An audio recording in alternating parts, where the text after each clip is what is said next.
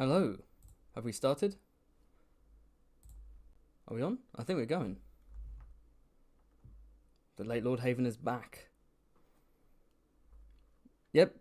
Are we live? I think we're live. I'm gonna talk as if we are live. Yeah, there we go. Hello everyone. It's your boy, the late Lord Haven. I'm not as late as last week. Last week I was half an hour late. This week I'm only a quarter of an hour late. So there we go. And oh, what's that? I've got the chat up on the screen. I'm going through Streamlabs. I'm being professional this week. And before we do begin... So, okay. Roll things back a bit. What is this stream going to be? So, it's a prediction stream. And just to clarify, it's a spoiler stream. So, looking at Fire and Blood spoilers, looking at teasers and pictures and so on for the future of the season, and predicting what will happen based on all that stuff. So, if you're not interested in any spoilers, this is not the stream for you. However, Quinn the GM and I have post-episode breakdowns every Monday, which are non-spoilery except for the last few minutes. So, yeah, there we go. Come in, everyone. Alright, so, before we begin, I do want to say that because I'm streaming on Streamlabs now, I'm going to read out the Streamlabs tips, the donations that were sent to me last week. So, last Sunday, thank you very much for the donation from Flippy Dippy Doo, who says, I just had a thought. I wonder if they will have Harold Westerling be the one to kill Kristen Cole instead of Roddy the Ruin. So to quickly address this, Roddy, of course, when Cregan Stark raises those 2,000 old men, right, the Greybeards, he calls them in episode 1, they're known as the Winter Wolves, and they are led by Roddy the Ruin. Who's a pretty badass character who's very brutal and meets a fittingly violent end. And there have been some speculation that maybe Cregan Stark can fill this role because Cregan, of course, is in the north, raising the army while this happens, and he only comes down during the Hour of the Wolf, which is essentially, arguably, the epilogue of the Dance of the Dragons. Maybe not the epilogue, maybe like the penultimate chapter, you could say. But the issue with this, of course, is that it means that you introduce this really cool young Stark character played by a pretty cool actor. I quite like the actor, and then you don't do anything with them until presumably the final series, if not the final half of the final series, which is kind of and of course, this means that maybe they're going to merge Cregan Stark with Roddy the Ruin. Or maybe they'll have Cregan Stark with Roddy the Ruin. Or maybe they'll get rid of Roddy the Ruin entirely. And if he is got rid of, who is going to kill Kristen? Because of course, I love how when I say a spoiler, my voice instinctively goes lower. But spoiler stream, everyone, it's in the title. But if there is no Roddy, or they just cut him for time or budget or whatever, then who can take out Kristen? Because, of course, what happens is you have the Butcher's Ball, where the Winter Wolves are disguised as corpses, and then they ambush the remnants of Kristen's army. And then it's Roddy the Ruin and Peitov Longleaf and so on, and they all just basically order Kristen to be killed with arrows. But if there is no Roddy, maybe it could be quite a bit more personal to have Harold Westerling be the one. So let's say Harold Westerling ditches his white cloak and joins the army. So I'm going to fight for the Blacks, but as a non-member of the Kingsguard. Or more likely, he becomes a Kingsguard to Rhaenyra and is sent onto the field to fight for Team Black, and then it's kind of a Commander Westerling versus Commander Cole situation. And then at the end of Butcher's Ball, they meet on the battlefield, and yeah, it makes that moment way more personal.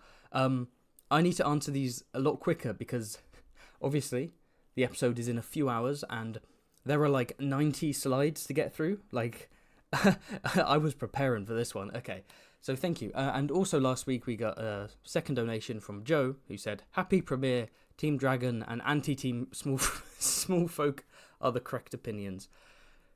Yeah, that's right, yeah. There's no team, there's no black, it's just Team Dragon for maximum chaos, and then anti-Team Small Folk, because fuck the Small Folk. Fuck the peasants, they deserve everything that's coming to them.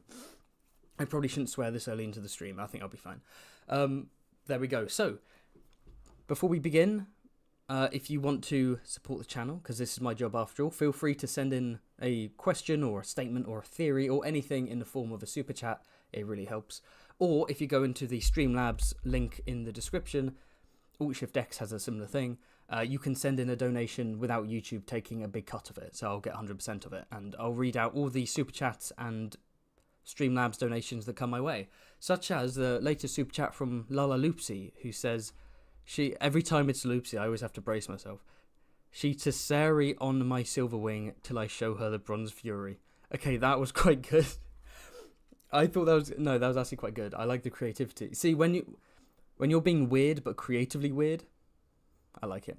And I think someone actually I believe someone sent a super chat before I even turned up to stream. The late Lord Haven indeed. Yes, and people in the chat, congrats on 35k. We've officially hit 35k subscribers. So that's pretty good. Oh yes, Gavin Copley sent a super chat. Thank you, Gavin. He said, I believe my good lord will be on time. I believe he sent that before I was 15 minutes late, so I almost feel like giving your money back. I'm very embarrassed. Okay, shall we officially begin? So first up, we'll be looking at the stills, the pictures, the teasers for episode 2, and dive into those a bit. And then after that, we're going to go frame by frame through the next time trailer. It wasn't a next time exclusively for episode 2. It was the weeks ahead. So I'm guessing like the first half of season 2. That's my understanding. I remember we tried to use this last time and I was a bit boomer with it and the slides weren't moving, so hopefully the slides will move. But first off, we're going to talk about Big Rhaenyra. So we have 3 stills released of Rhaenyra. She's looking very that kind of beautiful ethereal look she has, which is sort of carries on into her acting as well. I think ethereal is the perfect word for it. There's one of her sort of staring down dramatically, looking a bit like a Renaissance painting. There's one of her reading a book, so that interests me. I wonder what she's reading about. I wonder if that's just a prop that she's playing with in the scene, right, to give Rhaenyra something to do in the scene, or whether she's specifically looking for something. Is she reading up on some lore? Is she looking at battle tactics or something? The art of diplomacy? What's the Westerosi version? What's the equivalent of the art of war? People are saying it's still on the late Lord Haven. Okay. Boomer Haven is still learning. Why does this happen every time? Yeah, don't worry, fellas. I got this. There we go. It should have moved. This could end up being very annoying. No, don't worry, we've got it down. But the picture I want to draw, you still can't see it. What is going on? There we go. Wow, that's slow. I think it's literally just Canva being extremely slow. Okay, I will actually click on the next one in advance to make it easier. So the picture that intrigues me the most is actually the bottom left. It's Rhaenyra wearing that kind of blue gown. First off, it's very beautiful, but also in that teaser trailer that the next time trailer that we'll be looking at soon, there's a quick there's a flash, there's a quick shot of her on her bed wearing that, while a Cargill twin is defending himself. So clearly, Cargill Bowl will at least begin in Rhaenyra's bedroom. So you can imagine, for those who need an update, it's Sir Eric Cargill infiltrates Dragonstone disguised as his twin brother, Sir Eric, and he is intercepted by his brother, and then a duel ensues, and they end up killing each other. And so you can imagine the scene might be like Eric sneaking in, he gets to her bedroom, he's about to kill her, but then Eric busts in and they have a scrap, and Rhaenyra's in the corner like, oh shit. And yeah, it's nice to just see the characters wearing new things every now and then. Next up we have Big Day. We've gone from Big Ray to Big Day. Let's see how long it takes this one to go on screen. Come on, Canva. Don't fail me now. You got this, Canva. I believe in you. So there we go. Wow, that moves slowly. Okay, now we got this. So first off, I do want to mention that as with all my live streams on Sunday, this is sponsored by D-Fuel, the brand new drink created by Daemon Targaryen himself. It's from his sweat and blood and other bodily fluids I'm not allowed to mention on YouTube. And there is a special flavour coming out, which is smoked crab, which I think, like I've said this before, it's the grayscale of the crab feeder sprinkled in. So if you want some smoked crab D-Fuel, check in the description below. So Damon, we've got one still of him and Rhaenyra sort of facing each other, but not looking at each other's eyes, and her hands are on his chest. And clearly there's going to be tension in episode 2. Because, of course, Damon's come back like, yep, I did it. I got revenge. It didn't quite go the way I wanted, but I still got revenge. And then Rhaenyra's like, no, you idiot. You have, as the trailer says, which we'll go into soon, it's like, you've delegitimized me. This damages my cause. So there's probably going to be all kind of, like, anger and tension, but sort of, you know, it's like, I don't know. Because he's going to Harrenhal anyway, but it can almost be seen as a sort of exile. In that he's been kicked off of Dragonstone, or maybe going self-imposed or something. But there's going to be a big argument, I can predict. And it's going to be it could be quite visceral, quite passionate, quite intense. Or maybe not. Maybe it'll be quite cold. Yeah. And then the other picture down there is Daemon sitting at the council table. I believe that's Lord Celtigar standing next to him.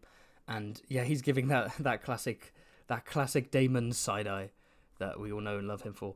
I imagine this is just everyone talking about talking about Blood and Cheese and how it's going to impact the course of the war, and he's just sitting there like, you know, what do you want me to do about it, you know? What's done is done. You know, sucks to suck, but there we go. Okay, moving on from Big Ray and Big Day, a couple of promo pictures of Big J, the negotiator. Yeah, not much to say about these, other than the drip. Oh my god, that amazing costume there. He's got the Targaryen dragon on his chest, and he has the red cloak, the sort of half cape pinned to him. Wonderful. Also, let me know in the chat about my audio. Let me know if my audio is decent, because apparently I was a bit quiet.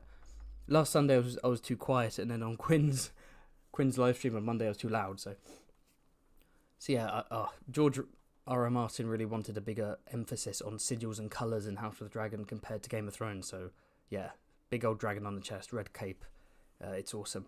And it'll be interesting to see Jace's response to Blood and Cheese. What's his opinion going to be? Is he going to be like, God damn? Is he going to be like his mother, where he's like, God damn, Damon, why would you do this? You've delegitimized us.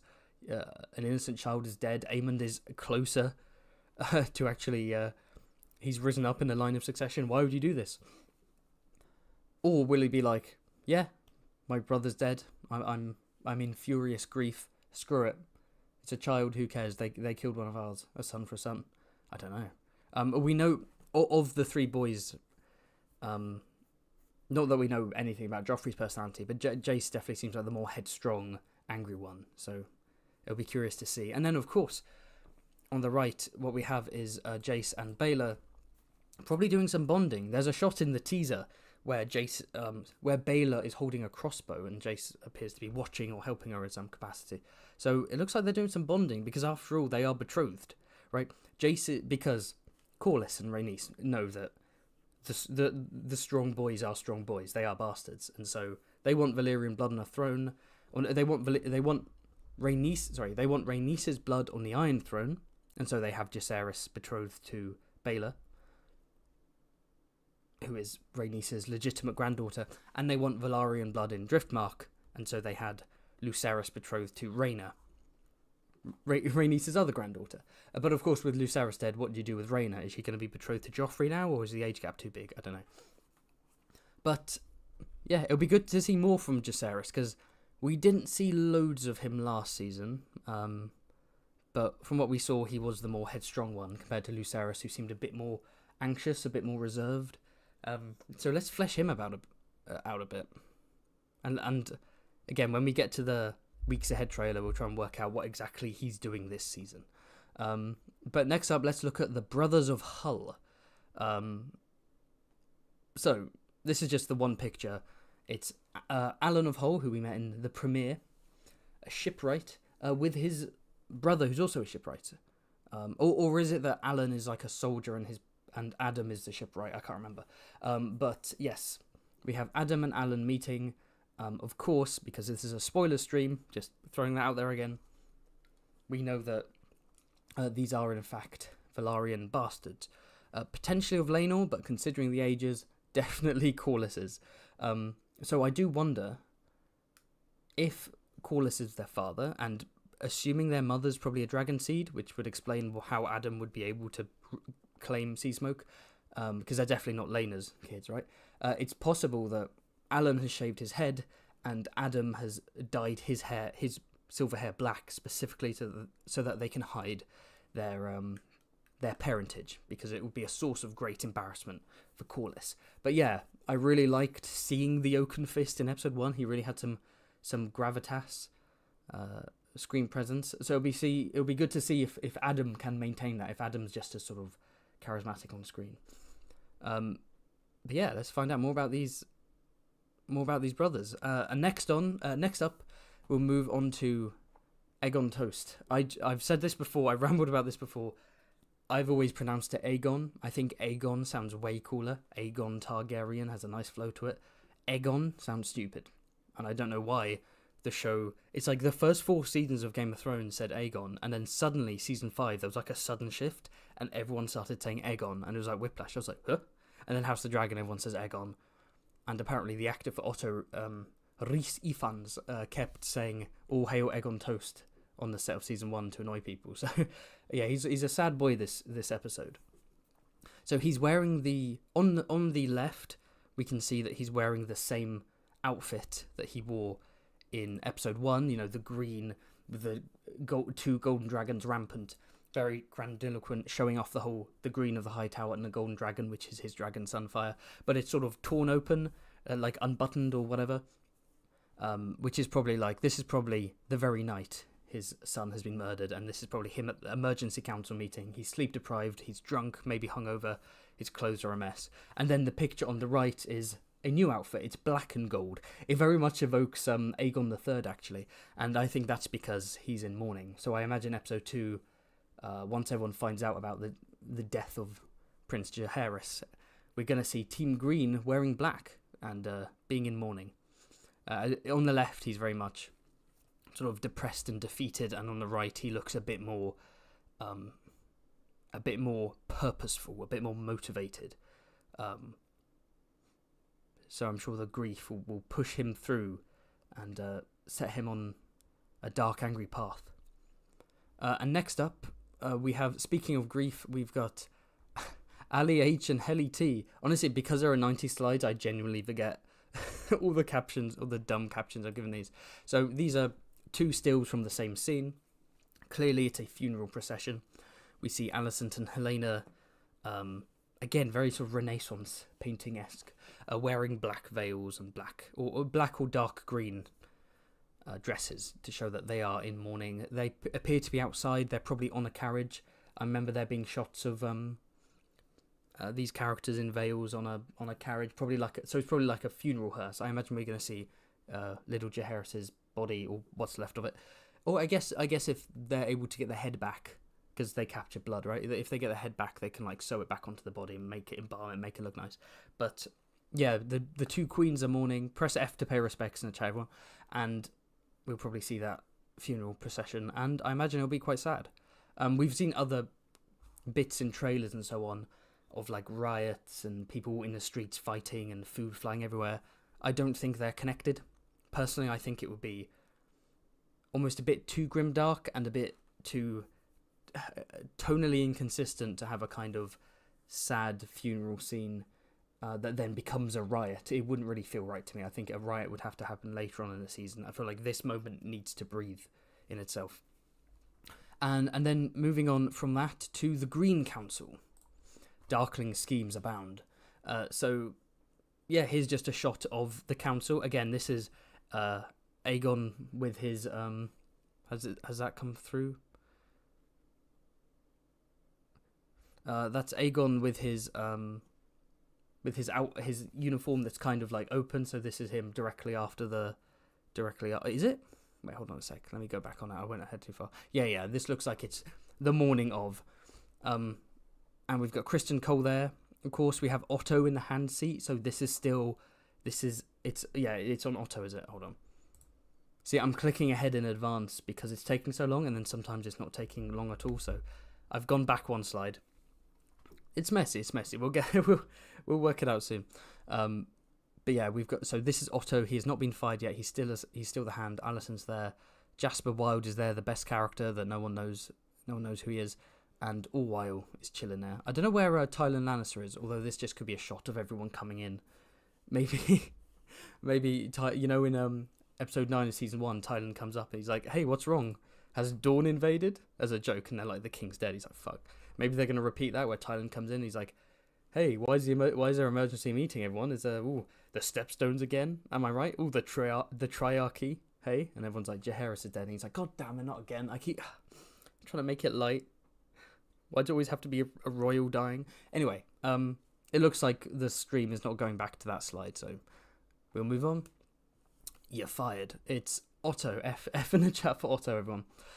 So this has to be Otto Hightower being fired. In my head, I thought this would happen slightly later, but just look at the shot. You have Kristen doing the, I had to do it to him pose with the hands clasped. You've got Egon in his mourning gear, so post initial chaotic grieving and into like, I am purposeful. And their shadows are like boxing Otto in, right? Kristen's shadow and Aegon's shadow are like to the side, and they're being cut off by the chairs. So in the shot, it looks like Otto's basically caged with the light coming in. And yeah, it looks like Egon and Kristen backing him into a corner, probably firing him. It makes sense, right? Aegon being like, your coup failed, basically.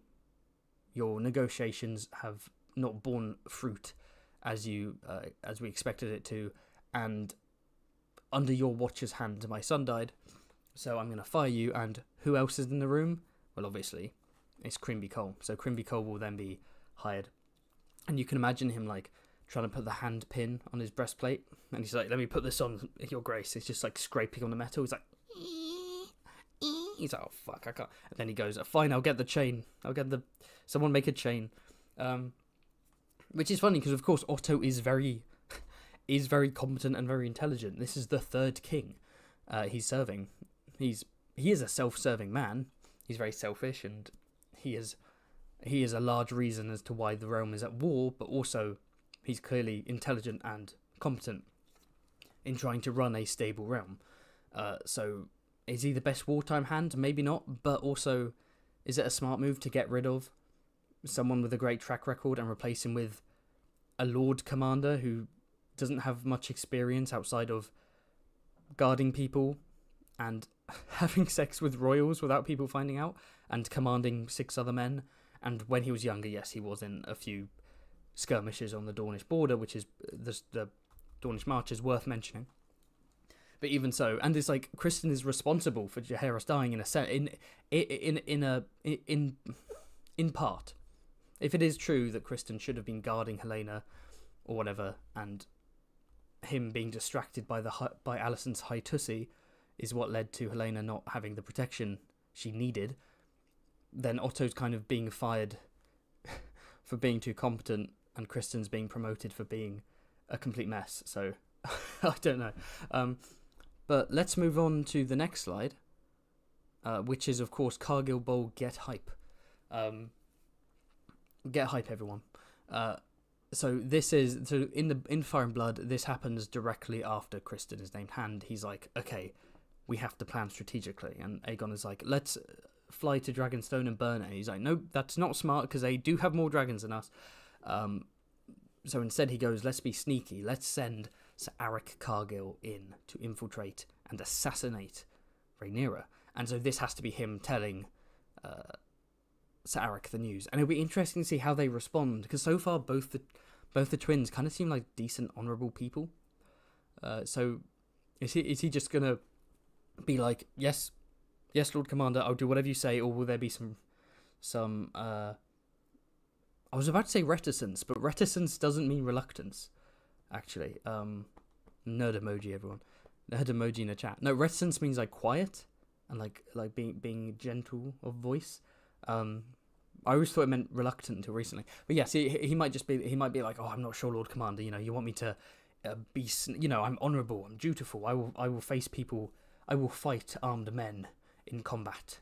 I'll give my life to protect my king. But you want me to engage in skullduggery, clandestine operations where I sneak in and then I murder an unarmed woman, and so maybe there'll be some back and forth, but ultimately he will have to do the bidding of his Lord Commander and his king above him. People in the chat are asking, who is that man in the back? I think that looks like a member of the King's Guard outside of armour. So there are 7 members of the King's Guard let's break it down. There are 7 members of the King's Guard before the Green Coup. You had Lord Commander Harold Westerling, Sir Criston Cole, the twins, Sir Eric Cargill and Sir Aric Cargill, Sir Laurent Marbrand on Dragonstone, and Sir Steffon Darklyn on Dragonstone. Those are 6. We didn't know who the 7th was. So now Steffon and Laurent are with Rhaenyra, so we can remove those 2 from the equation. Harold Westerling tore his white cloak off and left. He's either left the King's Guard or he's joining Rhaenyra like Barristan Selmy joining Daenerys, which leaves Criston. Sir Eric also joined Rhaenyra. So that only leaves, of the named characters we know, that only means that Criston and Aric are on Aegon's Kingsguard. But that also leaves a third that final Kingsguard member that we don't know who it is. So that could easily be that person in the back. Although we also know that an actor has been cast for Sir Rickard Thorne, who's a member of Aegon's Kingsguard. But yeah, there's a lack of Kingsguard. So I imagine we're going to see Criston doing some recruiting. And if you look at some behind-the-scenes trailers, there are some new Kingsguard, and they do look suspiciously like Aegon's new friends, Martin Rain and Leon Estamont. And he has a third friend called Ned Waters, who we haven't seen in armour, but you can imagine these are, bastards and second sons and so on, and they join the Kingsguard to be with their mate Egon and protect him, and that's how he's able to bolster the Kingsguard forces, and that's how you have the audience comprehend who the members of the Kingsguard are without getting too overwhelmed. Okay, we're now going to move on to Larry himself, but before we do, thank you for the super chat from Coleshot, who says, should the show be more brutal?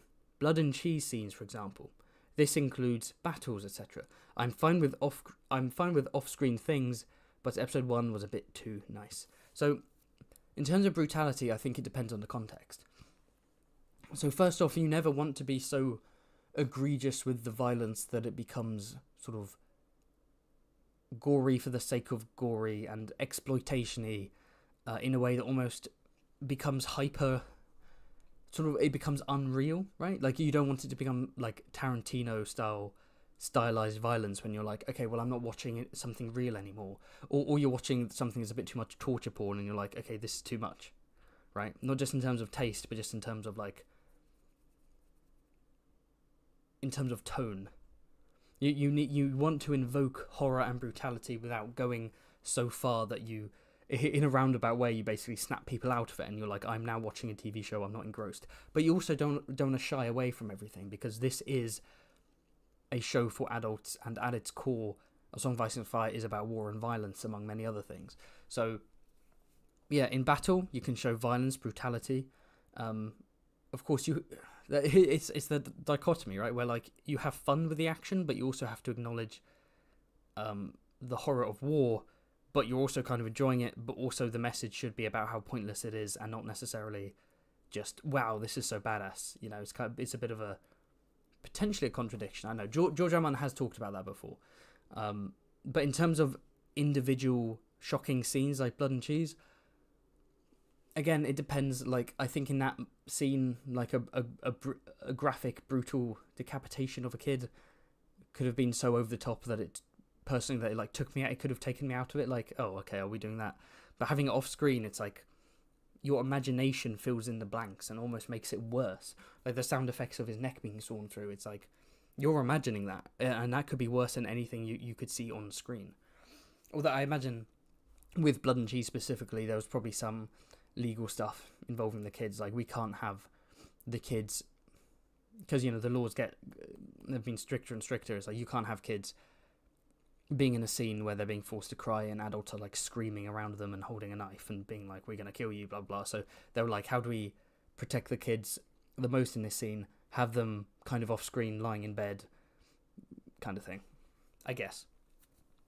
Oh yes, sorry, we go next up, Larry. Big man Larry. Let him cook. He just snuck it. Look at this motherfucker. He snuck his way into this live stream. This still doesn't give much away. It's just Larys standing there. In episode 1, he helps drive that wedge between Egon and Otto. So is he going to do that again? Is he going to throw his hat in one more time? Like, you know what, Egon? Yeah, maybe it's time for a new hand. Or maybe this is him petitioning to be the new hand.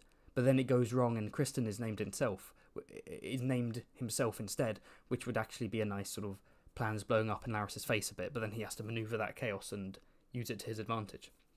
Just so that things aren't going his way 100% of the time, like a Gary stew, right? You want to mix it up a bit. Or maybe he has a chat with Egon to discuss, we found, my agents found blood, we've got information from him, we've rounded up the rat catchers. Maybe he might push Egon to commit that brutal act of mass murder in hanging the rat catchers, as he does in Fire and Blood. And yeah, maybe he'll finally get that fucking position on the small council.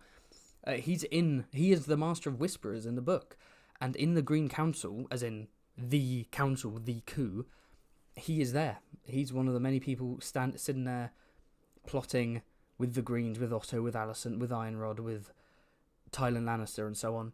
And doesn't he like cut his hands and have everyone hold hands like it's a sort of a blood promise of we have to go through with this coup or something like that. So I hope at some point he does become Master of Whisperers, just because I want to see him on the council feeding information, right? I want Larys on Team Green, Masari on Team Black, kind of rival spy masters. That's lots of fun. Okay, it looks like I've worked out how to move the slide. Boomerhaven has worked out. I have to double click the next slide for it to work. Ta-da! You're welcome. You're very much welcome. Okay, so next up we are talking about Hugh Hammer. Excuse me there. Yes, Hugh Hammer. Let Larys cook, let Hugh Hammer. So I talked about this on my live stream with Quinn. He's a huge fan of Hugh Hammer for some reason. In the book, Hugh is just a big old dumb thug. He's almost comical in how dumb and thuggish he is. But already that one scene in episode 1, like there was a lot of nuance to his performance.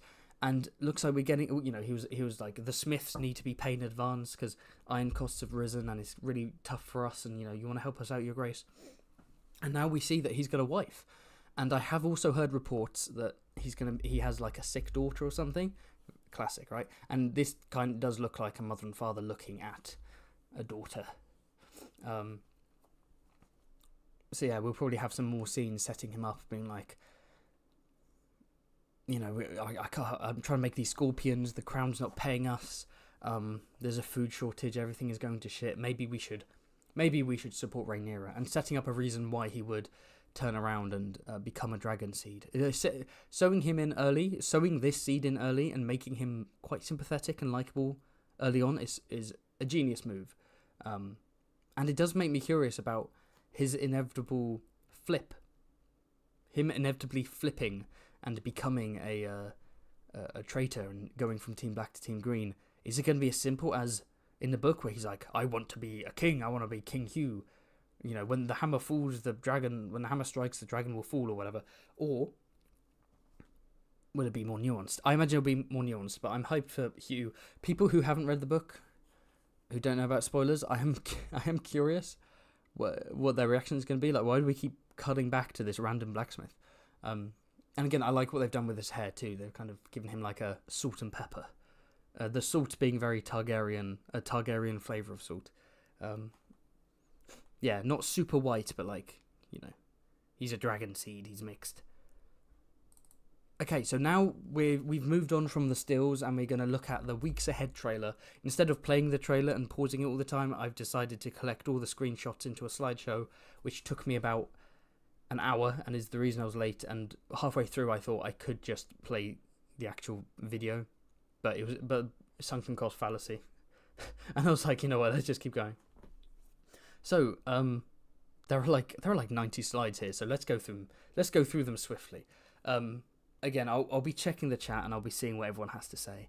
And as always, if you have any question you want to ask me or anything, feel free to support the channel by sending in a super chat or sending in a Streamlabs donation, link in the description, because YouTube takes a big cut of super chats, whereas Streamlabs donation, I get 100% of it, so it's very helpful for creators.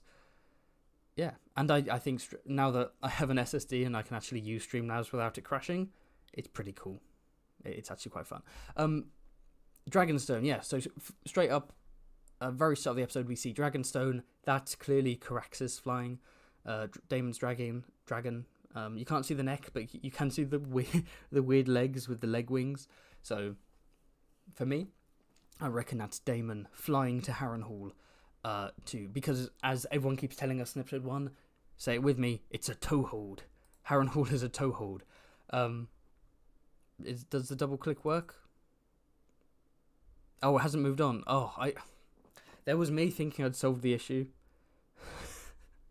There was me thinking I'd found that no, double clicking just doesn't always work. Oh yeah, no, it does. The slide is showing. Oh, I don't know what's going on. Is it working? Oh no, okay. There we go. We've solved it. I'm not a boomer. I'm not a 25-year-old boomer. Sit down. Okay.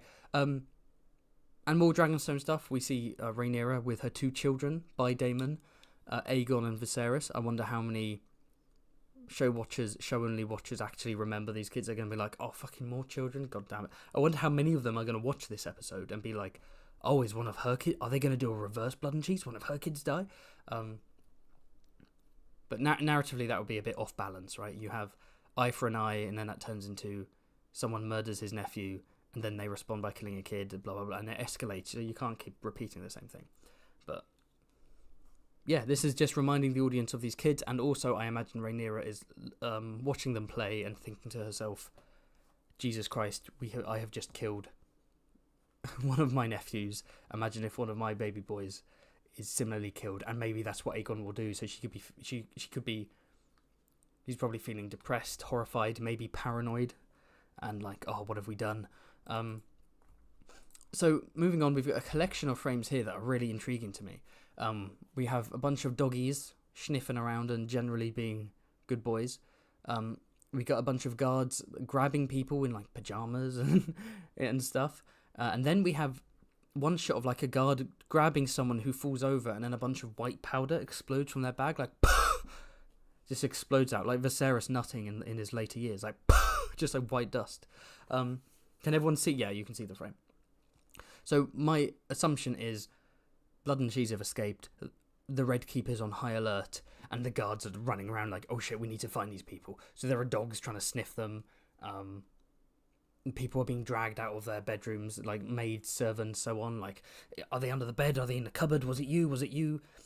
Yeah, rat catchers probably being rounded up. My assumption is that the dust or the powder or whatever is rat poison. I bet it's like a rat catcher minding his own business and he's being shoved over and there's a bunch of rat poison spilling out. Very dramatic shot. So yeah, I think the episode will begin with pure chaos, as people trying to find out who the culprits are. Next up we have angry Egon. So yeah, people grieve in different ways. I imagine Helena's grief will be quite quiet and insular and teary-eyed, whereas Aegon's grief will be more active, more screaming and violent. And yeah, you have him shouting and he's shouting, "I declare war!" And then he kicks something. And we look at the next frame. It looks like he's knocked something over and he's smacking it. And this is his friend Ned Waters, who is sort of almost with an eye roll, like, oh, here we go. Shutting the door. So I imagine this is Aegon drunkenly shoving over his father Viserys's Valyrian city model and just destroying it. Either because... So there could be two reasons for this. One, just because it's there, and like in the meta context, they wanted Aegon to destroy something, and they also wanted to get rid of something from season 1 that fit Viserys' character but didn't fit Aegon's, and instead of being like, let's move this somewhere else, they were like, let's have him actively destroy it. Or it could be symbolic. Actually, no, 3 things. The second thing, it could be symbolic, right? It could be like, this Dance the Dragons destroying the Targaryen dynasty, destroying the dragons. This is Aegon because of a personal grief, a personal grudge. He is destroying this beautiful model city that represents the power of his ancestors, because what have the Valyrians become? They were magical, sorcerous, dragon-riding conquerors who ruled a continent-spanning empire, and now they've been relegated to a squabbling family, and the remains of that old Valyria is now a pile of rubble and dust on the floor, being stamped on by an angry young man. Or, in character, it could be, not just, this is in front of me and I want to destroy it in my grief, but this represents my father, who I have complex feelings about, who neglected me, who didn't really love me, who refused to name me heir until he was on his deathbed, and even that I don't fully believe, and screw you, Dad, and you spent more time painting train sets and painting Warhammer 40k miniatures than playing catch with me, so I'm gonna destroy your salamanders and your fucking ultramarines, fuck you, and he's destroying it. And then Ned is like, whoopsie, because if this was Viserys' chambers, presumably this is now Aegon's chambers. This must be his bedroom now, as he's the king. We have the only Quinn the GM in the chat. Go and subscribe to his channel. He makes a whole bunch of great analysis. It's almost as good as mine, but not quite. And every Monday at 6 p.m. EDT, so the same time this stream started, but on Monday, Quinn and I do a post-episode breakdown.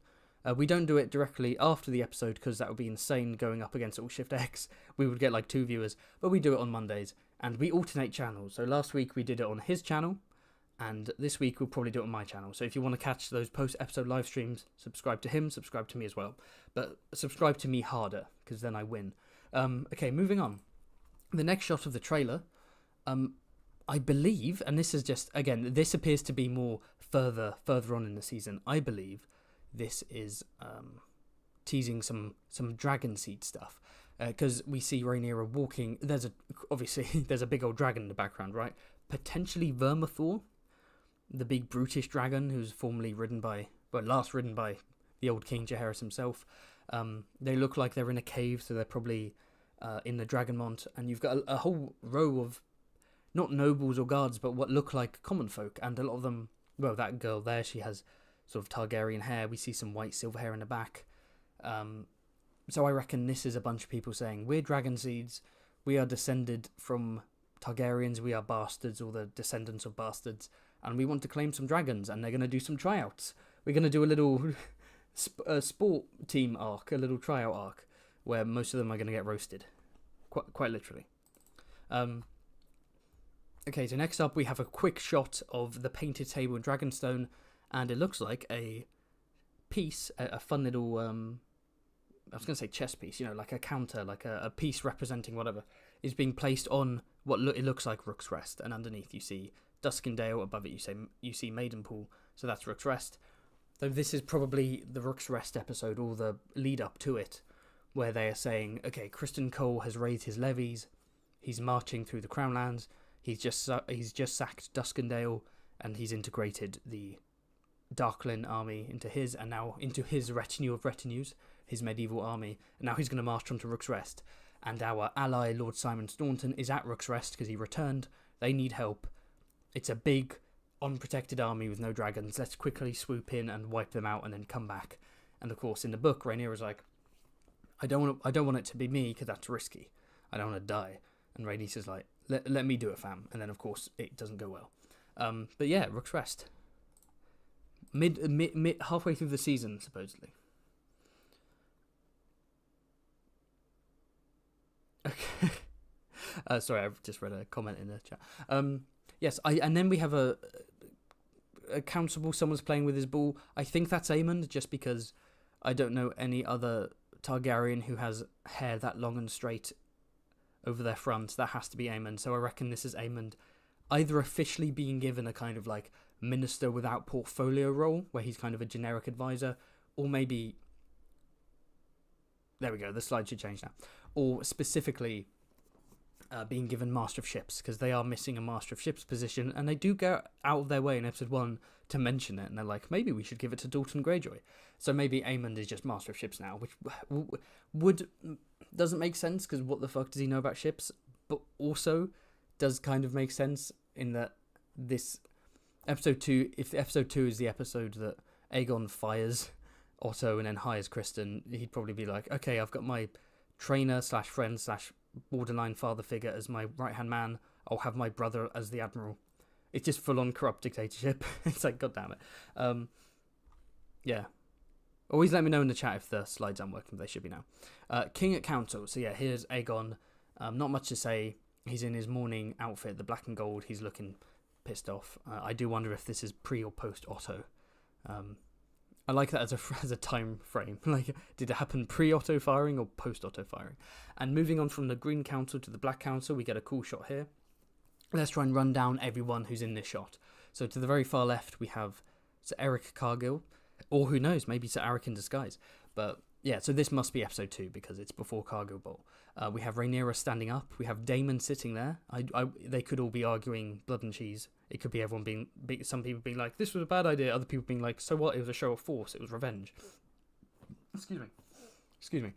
Standing up next to Damon, I believe, is Lord Bartimos Celtigar. Best fucking name since Beric Dondarrion. Because they're really showing him off and giving him lines because he goes on to become Rhaenyra's Master of Coin. And I'm looking forward to when she takes King's Landing and she can finally start being at that council room and you can have like Bartimos in the Master of Coin position and so on. And we have Rhaenys sitting there. We've got Maester Gerardis. See, it is cool that they really are throwing in all of these smaller characters that you don't expect. Where like, you know, Benioff and Weiss, I think they cut almost too much, and maybe it was easier to do it when the show wasn't as big compared to House of Dragon, where they're like, we have the budget and we know people have the patience to have a whole bunch of characters thrown at them. But you know that if Benioff and Weiss did this, they would have been like, okay, we don't need to adapt Maester Gerardis and Lord Celtigar and Lord Staunton. That's stupid. But like, hey, we're seeing these minor side characters actually come into play. Because what happens to Gerardis? Doesn't he eventually get like hanged by his entrails or some insane shit? And we've got Simon Staunton sitting down, I think. Standing up, I think that might be Alfred Broom. In the book, he's Sir Alfred Broom. I believe he's a landed knight. With a name like Broom, he's not high up the pecking order. George was running out of ideas. When he started getting to Kermit and Oscar Tully and like Sir Alfred Broom, the man was running out of ideas. Yeah, no, not Kermit again. Kermit Tully. No. That's enough. No more. So yeah, he's Sir Alfred Broom. However, in the next time trailer, if you put on captions, he has a line of dialogue and you can see it says Lord Broom. So it looks like they've pushed him up to Lord. I don't know why. I don't know. It could be a mistake in the captioning, or it could be maybe they thought it was just easier to have a bunch of lords around a table because explaining a landed knight might be, you know, I don't know. But either way, Alfred Broom, of course, goes on to betray Team Black and basically give the keys to Dragonstone to Aegon, and as such he's rewarded and ends up going to King's Landing and becoming a relatively important person. So again, seeding in Alfred Broom, that's cool. And then on the left we have Stefan Darklin and Lauren Marbrand, the two Kingsguard members, and Jacaerys probably. Yeah, I'm impressed I could recognise a bunch of them considering how low quality the screenshots are. Yeah, not much to say here with this next slide. Just listen here, you little shit. This is, I think, Rhaenyra just arguing with Damon. The line in the trailer is her saying that you've delegitimized me. You know, this is damaging our cause. You have killed a child. You know, at least on our side, we could point to them and be like, look, they're kinslayers. They murdered Lucerys. But now we can't call them kinslayers because that would make us hypocrites because we literally just murdered an even younger child on their side. Yeah, and then, speaking of Damon, let's move on to maybe a plot point that I'm maybe the most excited for. It's certainly up there. Damon tripping balls in Harrenhal. T Broomy in the chat says, my surname's Broom, sad face emoji. Hey, Broom is a fantastic name. Don't get me wrong. I'm just saying, in the context of Westeros, when you have Lannister and Baratheon and Dondarrion and Celtigar, Broom is like... Broom? Come on. Yeah, someone in the chat says, Alfred Broom executes Trystane Truefire, among other things. Yes, he does, doesn't he? Setting him up early, I like that. Yeah, Minnie says, Rhaenyra is ordering Damon to sleep on the couch. Ordering Damon to sleep on the Harrenhal couch. He's like, so am I coming to bed tonight? She's like, no, you're going to the fucking Harrenhal. He's like, God damn it. We've all been there. So Damon tripping. So this is clearly a vision. He's in the Red Keep. The Red Keep is empty. He's in his pajamas. He's looking confused. This has to be Harrenhal. We know in Harrenhal, the Harrenhal scenes will be exploring his psyche, according to Matt Smith and Ryan Condal. Playing with the idea of Harrenhal being supernatural and dark, being cursed. Is it really that he's suffering visions because the castle's supernatural? Probably not. Could it be a mixture of lack of sleep and stress and just generally having mental health issues? Probably. What is it most likely? Could be everything, or could be Alice Rivers spiking his drink with fucking magic mushrooms and making him trip. I think that's what it is. I think it's going to be introducing Alice Rivers before she meets Aemond and becomes Aemond's lover and bearer of his bastard son. That's a weird plot point. We'll have to wait for Fire and Blood 2, I guess. But yeah, I imagine it's her messing with him and like spiking his drink or whatever, and he's going to have weird dreams and prophetic visions and all kind of crazy stuff. And there are more frames later on where he appears to be in weird places. But interestingly, they keep cutting. In the trailers, they like to cut between Damon in the throne room and Aemond in the throne room. Although I don't think Aemond is having a vision because he's literally he's in the Red Keep. And there's this cool moment where he's got his hand behind his back and almost like a black panther, he's prowling towards the Iron Throne. And in the trailer, there's a lightning flash as he approaches it. So pathetic fallacy is very much in play. But what is this? Is this him approaching it like, I'm closer to the Iron Throne, it could be mine? Or is this after Rooks Rest, after which he is named Prince Regent and he's ruling in Aegon's stead while he's recovering from being burnt, and he's like, I'm the Regent now, this is my throne, and maybe he's going to sit in it, I don't know. Either way, they like showing off that shot in the trailer, and it does look pretty awesome. Yeah, the curse. Yeah, this next bit I was talking about the curse. We got Damon in Harrenhal while it's raining, running up. More pathetic fallacy there. He's running up. He's tense. He's looking around. I don't know if this is him initially capturing Harrenhal bloodlessly, or if this is him like hearing shit and he's running up like, well, who's there? Who's there? And no one's there. Like maybe he's hearing Viserys' voice or Rhaenyra's voice, and he's like, just like I said, completely tripping.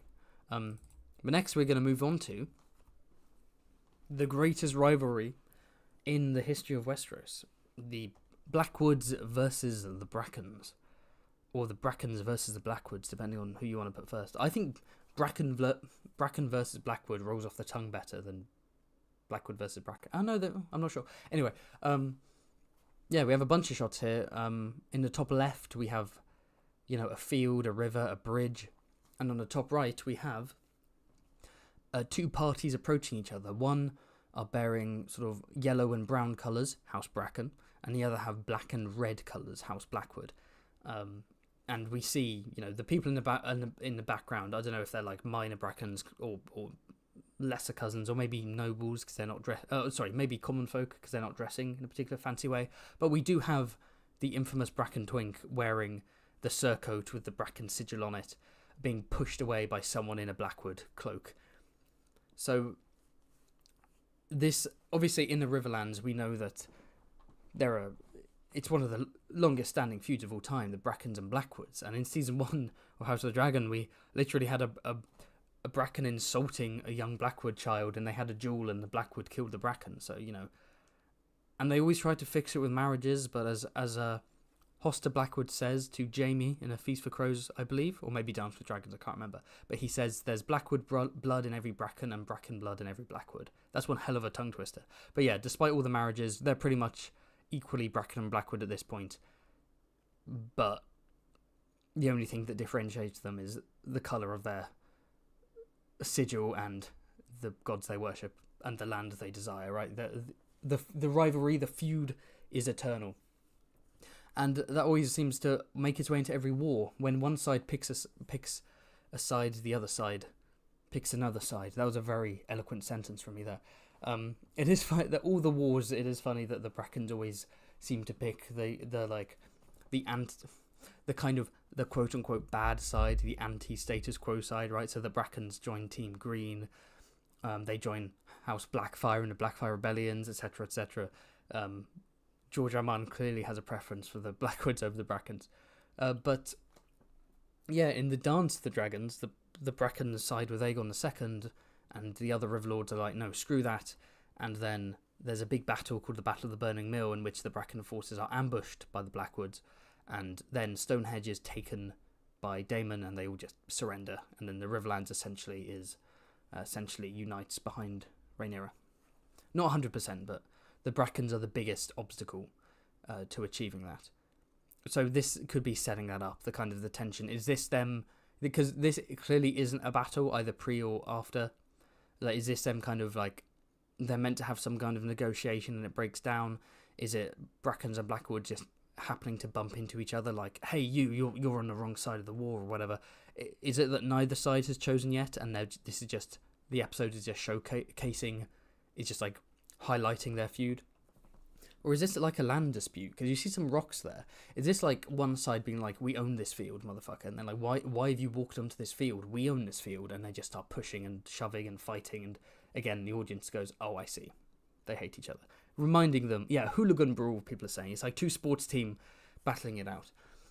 So in literally all of my trailer breakdowns, I've referred to this Bracken as a Bracken lass, because I genuinely thought it was a woman. But it's actually a dude.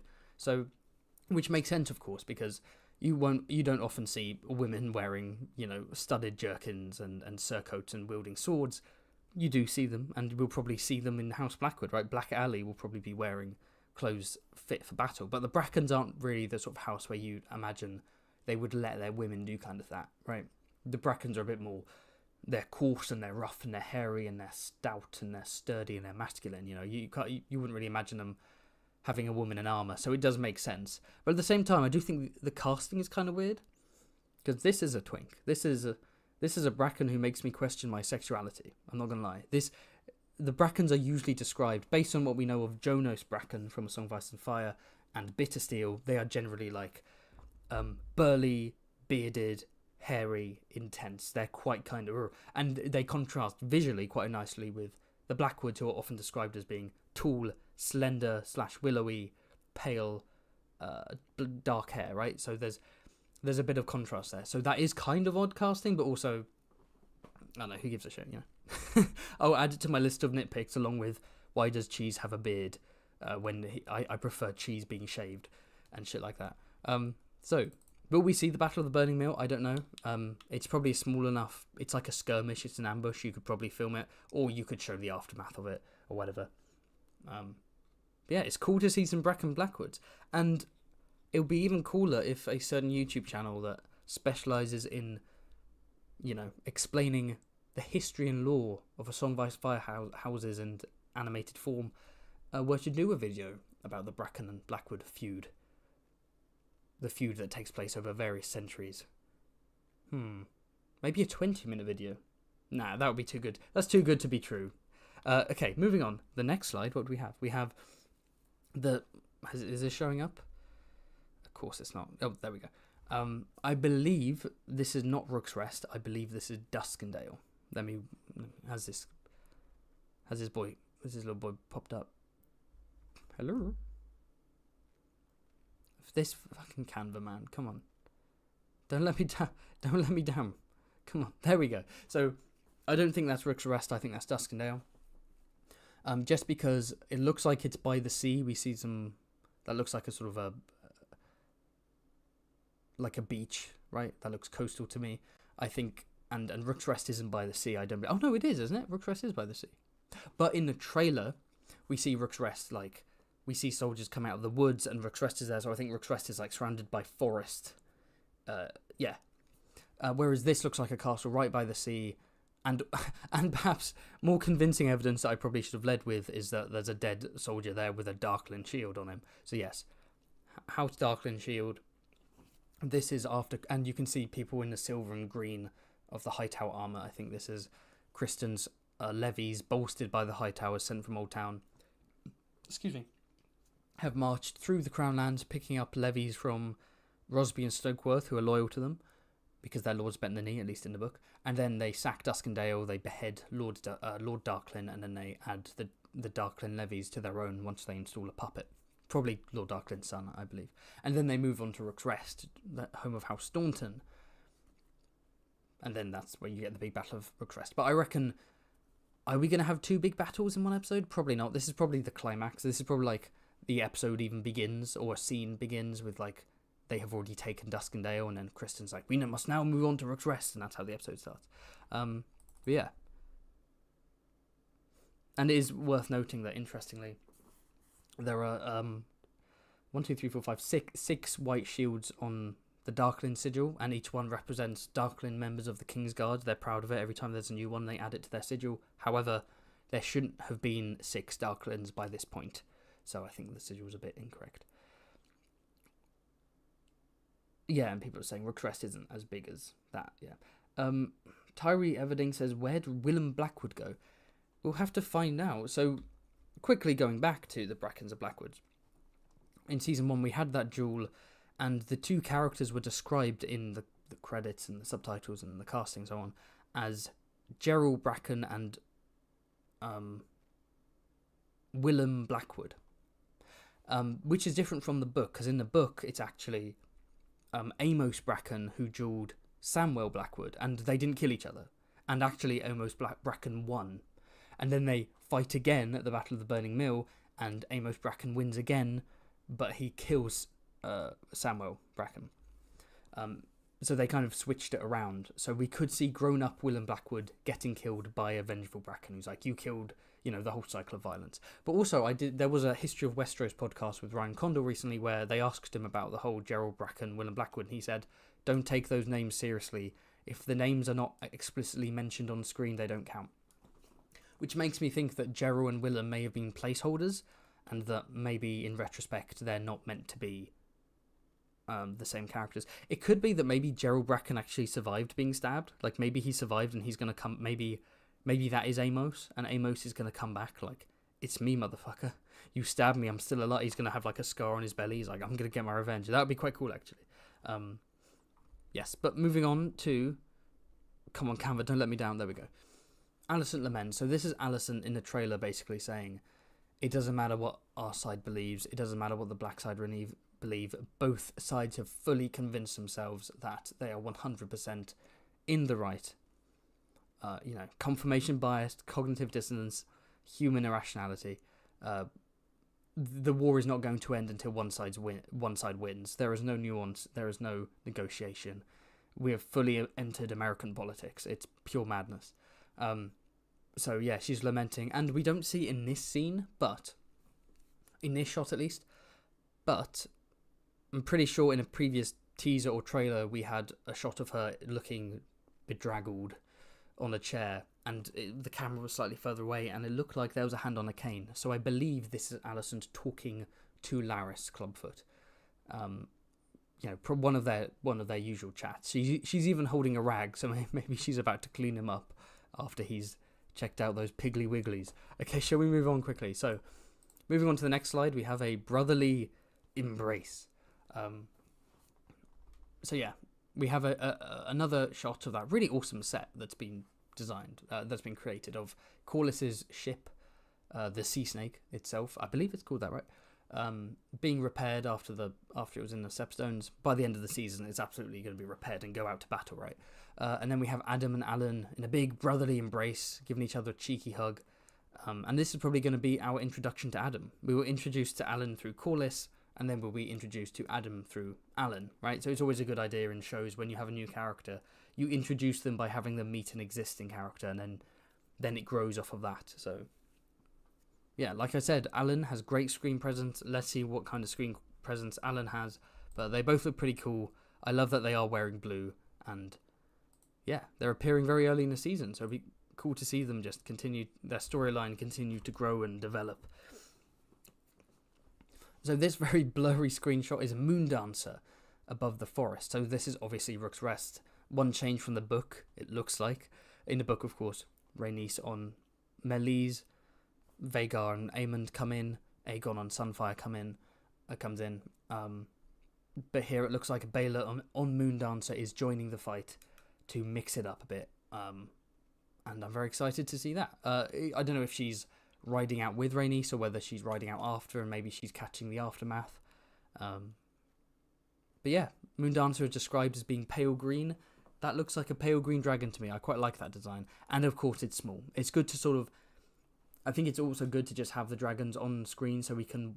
So when Aegon's like, our dragons are bigger, like he means it. Like Sunfire and Vhagar are big, especially Vhagar. And it's all well good. It's all well and good for Rhaenyra to be like, well, we have a bunch of dragons. It's like, okay, but how big are they? Because the teenage dragons are small. The teenage dragons are not very useful against bigger adult dragons. Let's move on from Moondancer to my boy Steve. There he is. There's Corlys standing at the council. This map is just covered in all sorts of pieces and counters representing different things. I hope there's some kind of explanation. I love the discussion of battle strategy and tactics and alliances and moving troops from A to B. But while book readers will appreciate it, show viewers might struggle a bit and be like, who is going where and why? Like, the camera needs to focus on certain things. Hopefully we have some context for.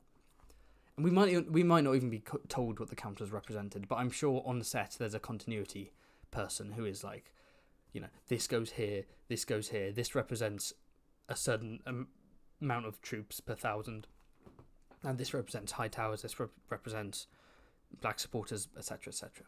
And then we have the council arriving, so Jace is arriving, Rhaenyra is arriving, Lawrence Marbrand, Maester Doradus, interestingly no Rhaenys.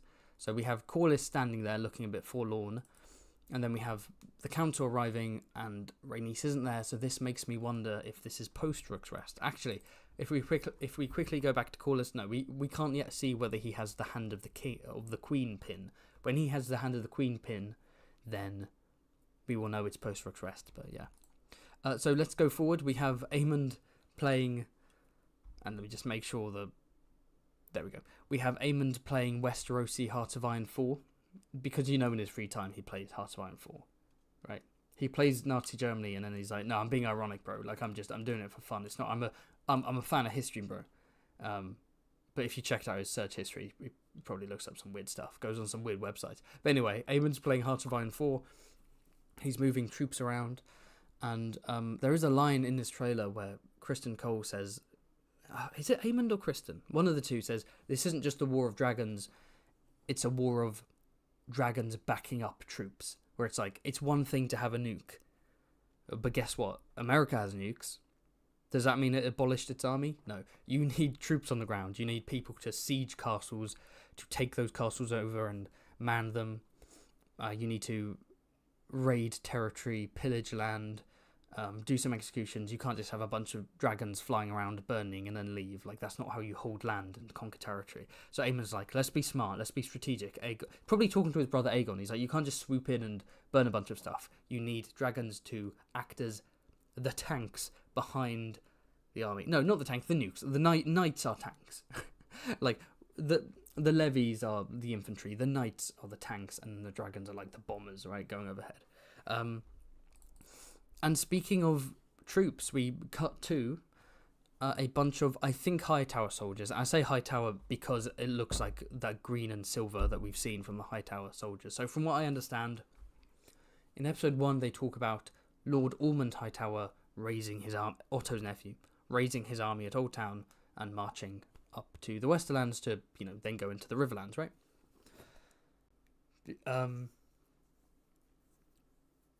Completely lost my train of thought. Oh yeah, no. But we also know that we don't know if Ormond has been cast, but we know that Gwaine Hightower has been cast, Otto's son, or firstborn son, I think.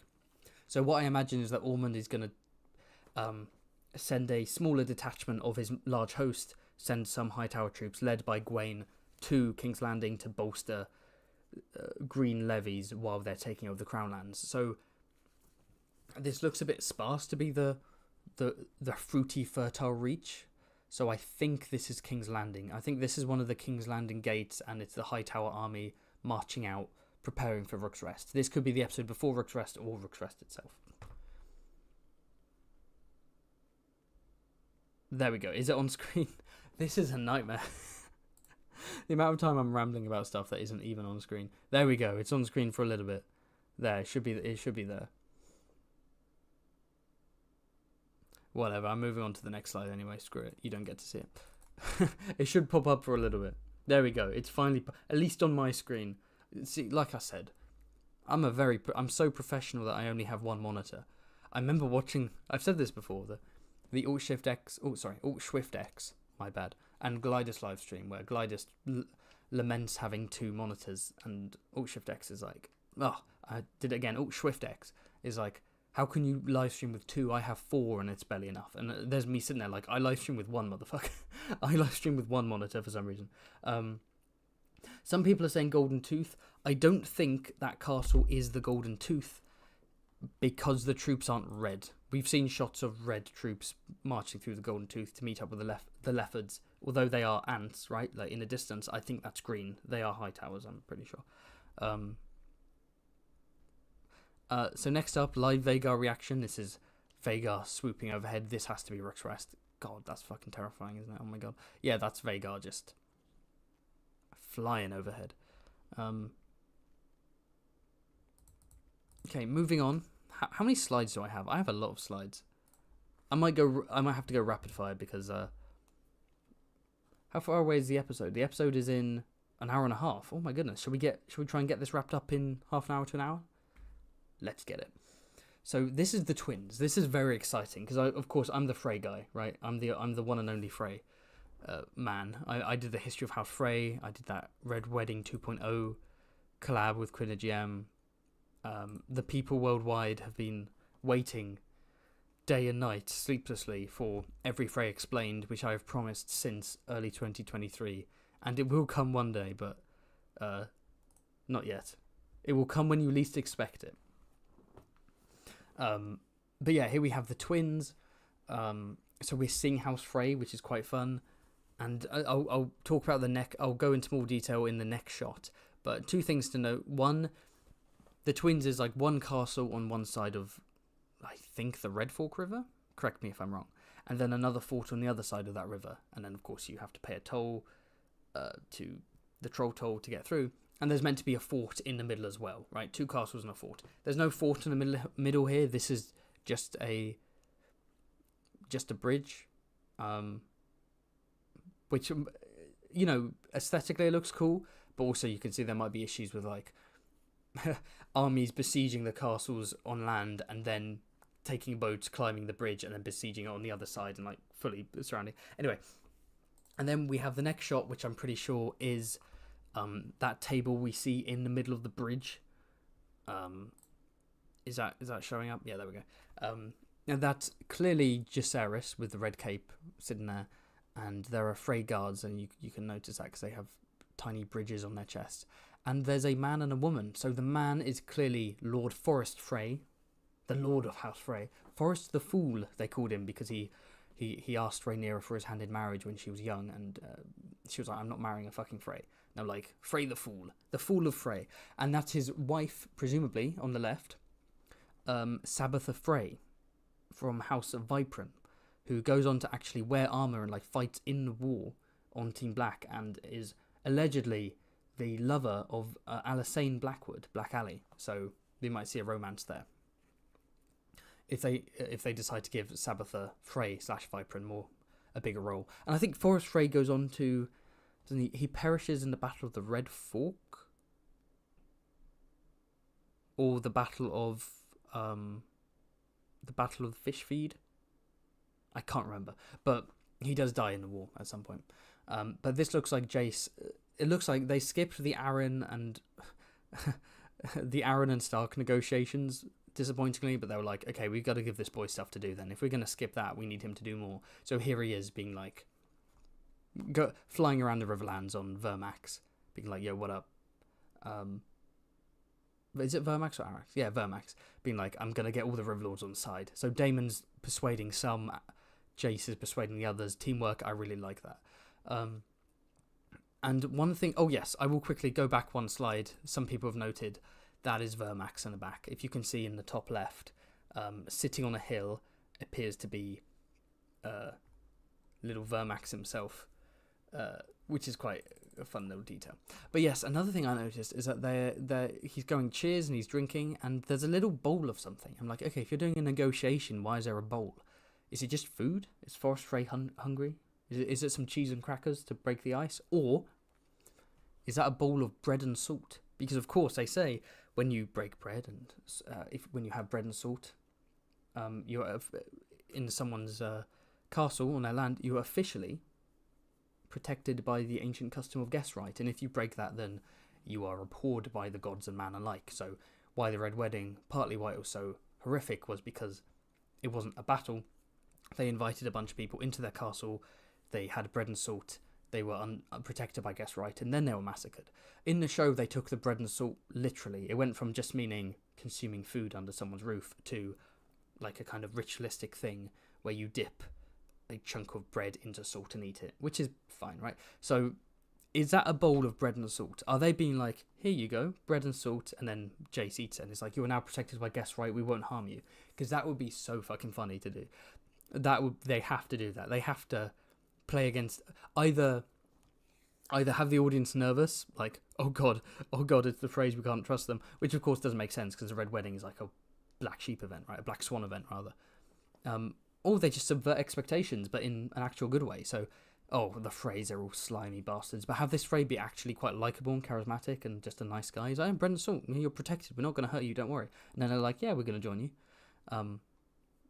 This bald guy. I have said before, I've always wanted Henry Cavill to play Lord Forest Frey. I think it'd be so funny if Walder Frey's ancestor was Henry Cavill. Everyone keeps casting him to play everything. It's like, why not Forest Frey?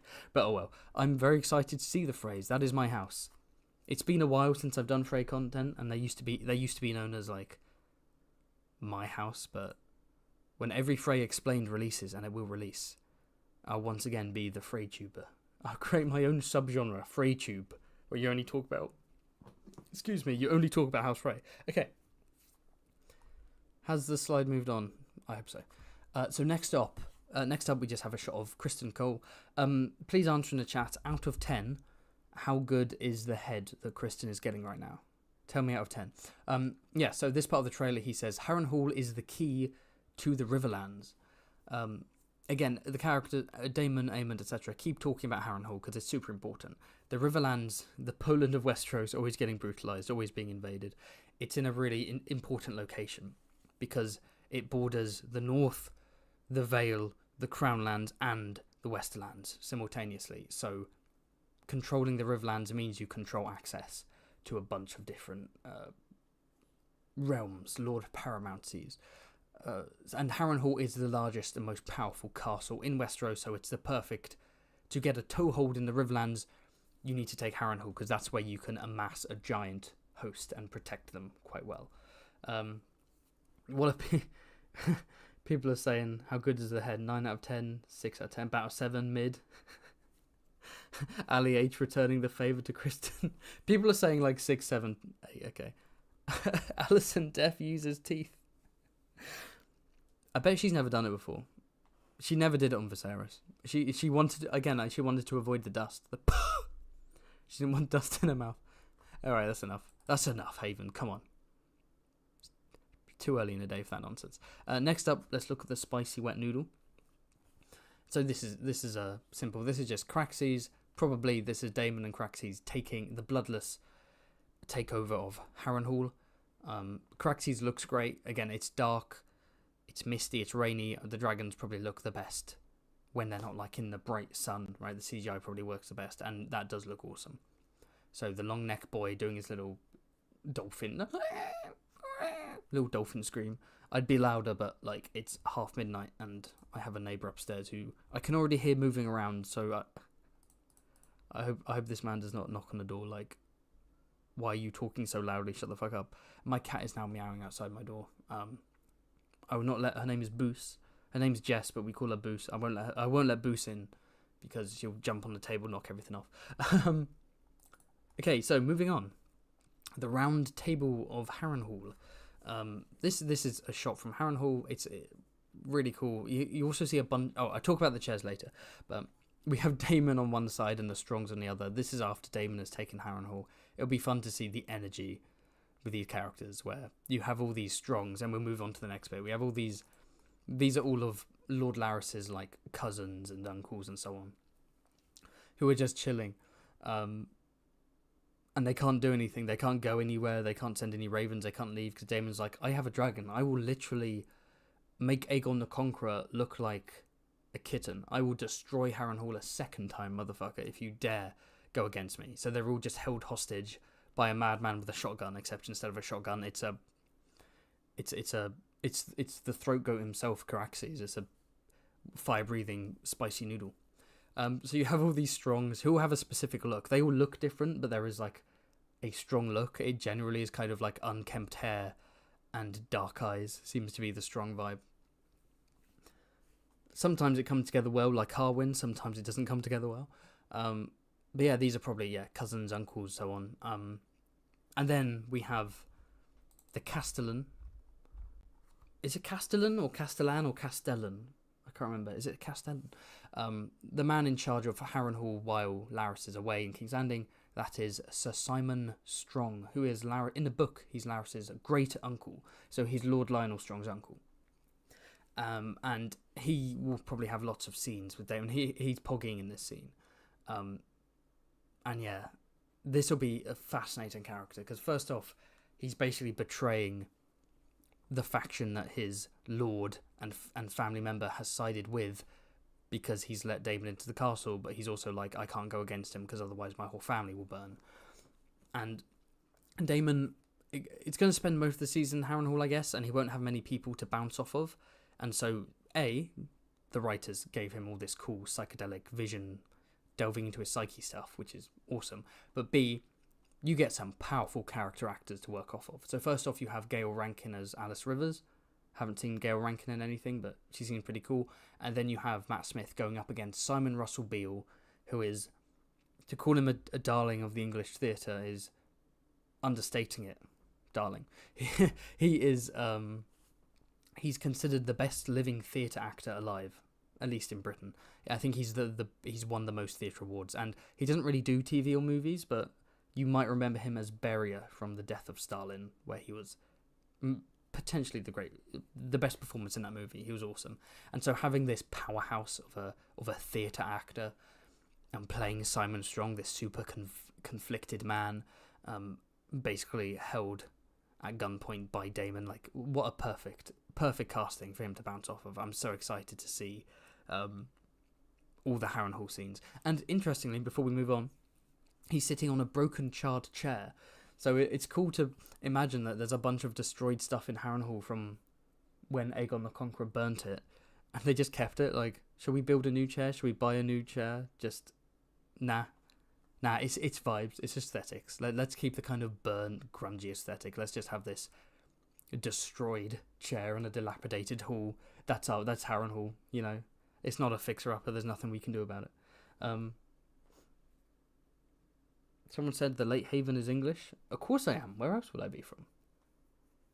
I have the most generic English accent ever. Oh wait, no. The official Haven law is that I live in Guantanamo Bay. So I will maintain that. I do live in Guantanamo Bay.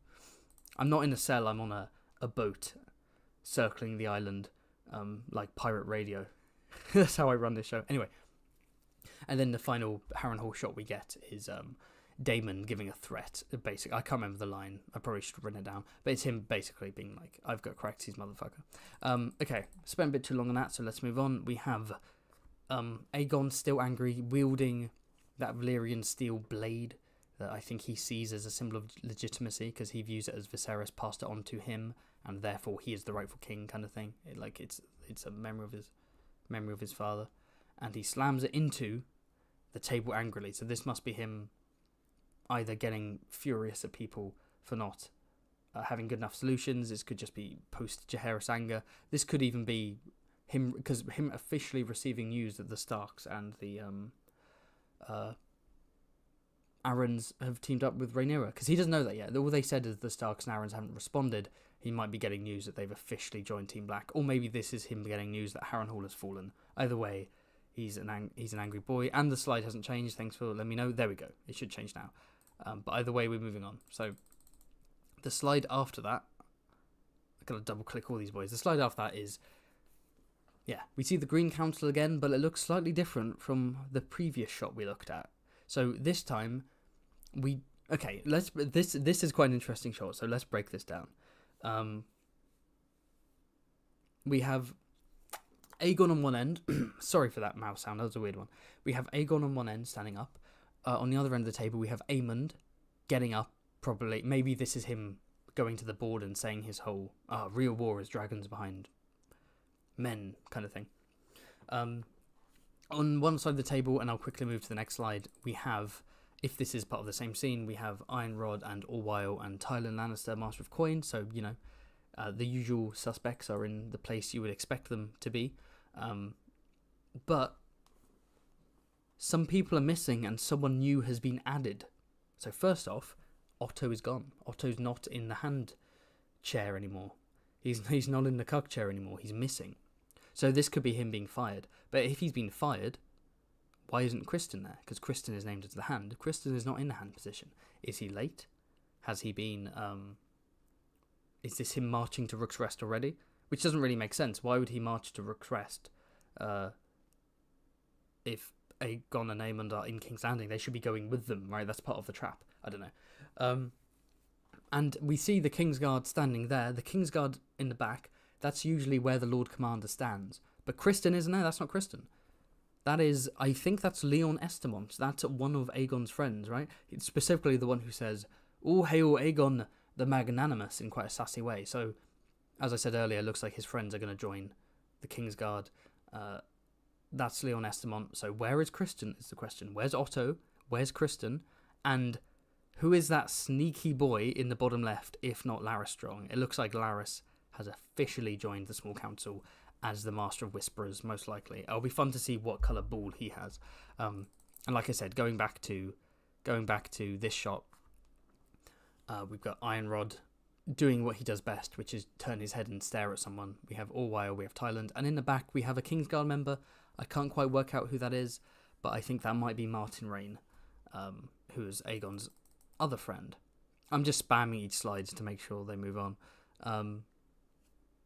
Okay, so here we have Ulf the White. So one of the dragon seeds is Ulf the White. He's friends with Hugh the Hammer. Of course, here he's Ulf the Grey. It looks like they've made the Valyrian White a bit more ambiguous, right? It looks like he's got grey hair. The whiteness in that hair can even be confused for like old age, right? But he's probably not going to be called Ulf the White. He's probably going to be called Ulf the Sot, which is his other nickname in the book because he's a drunkard.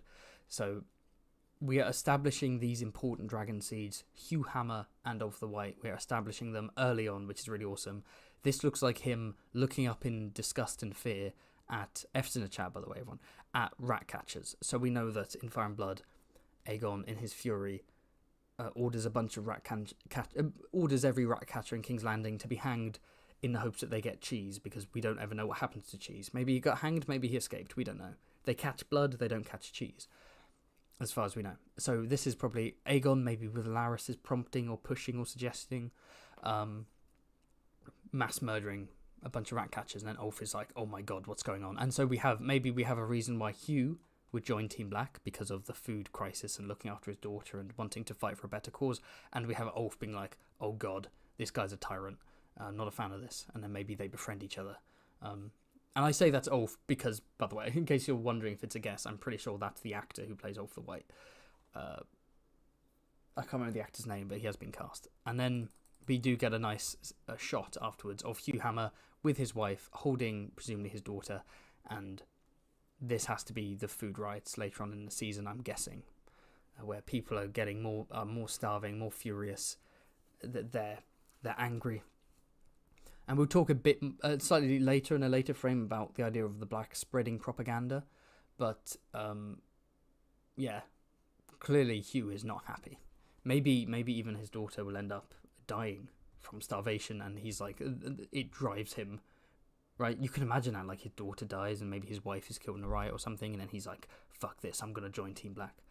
Tom Bennett, thank you. Someone in the chat said, And AO in the chat said Tom Bennett is the name of the actor playing Ulf the White. That's awesome. Hugh Hammer will break bad, says InGen Nate Kenny. Yes. Yeah, you can see him having a really interesting arc. yeah, he's got the sick family. He just needs the money, but then he becomes a milk of the poppy kingpin. Hammering bad. So I have a question mark on this next frame because it's Rhaenyra looking behind herself at someone, and I don't know who that someone is. It looks like they have long dark hair. So I'm guessing Mysaria. My guess is this is Mysaria has officially joined Team Black, and she's like, I will now be your mistress of whisperers, and she's like, oh hell yeah, Mysaria, that sounds cool. And in the background we see the big Balerion, the Black Dread skull. Wait, do we? Wait, if that's the... No, that can't be the Balerion, the Black Dread skull, because that would mean they're in King's Landing.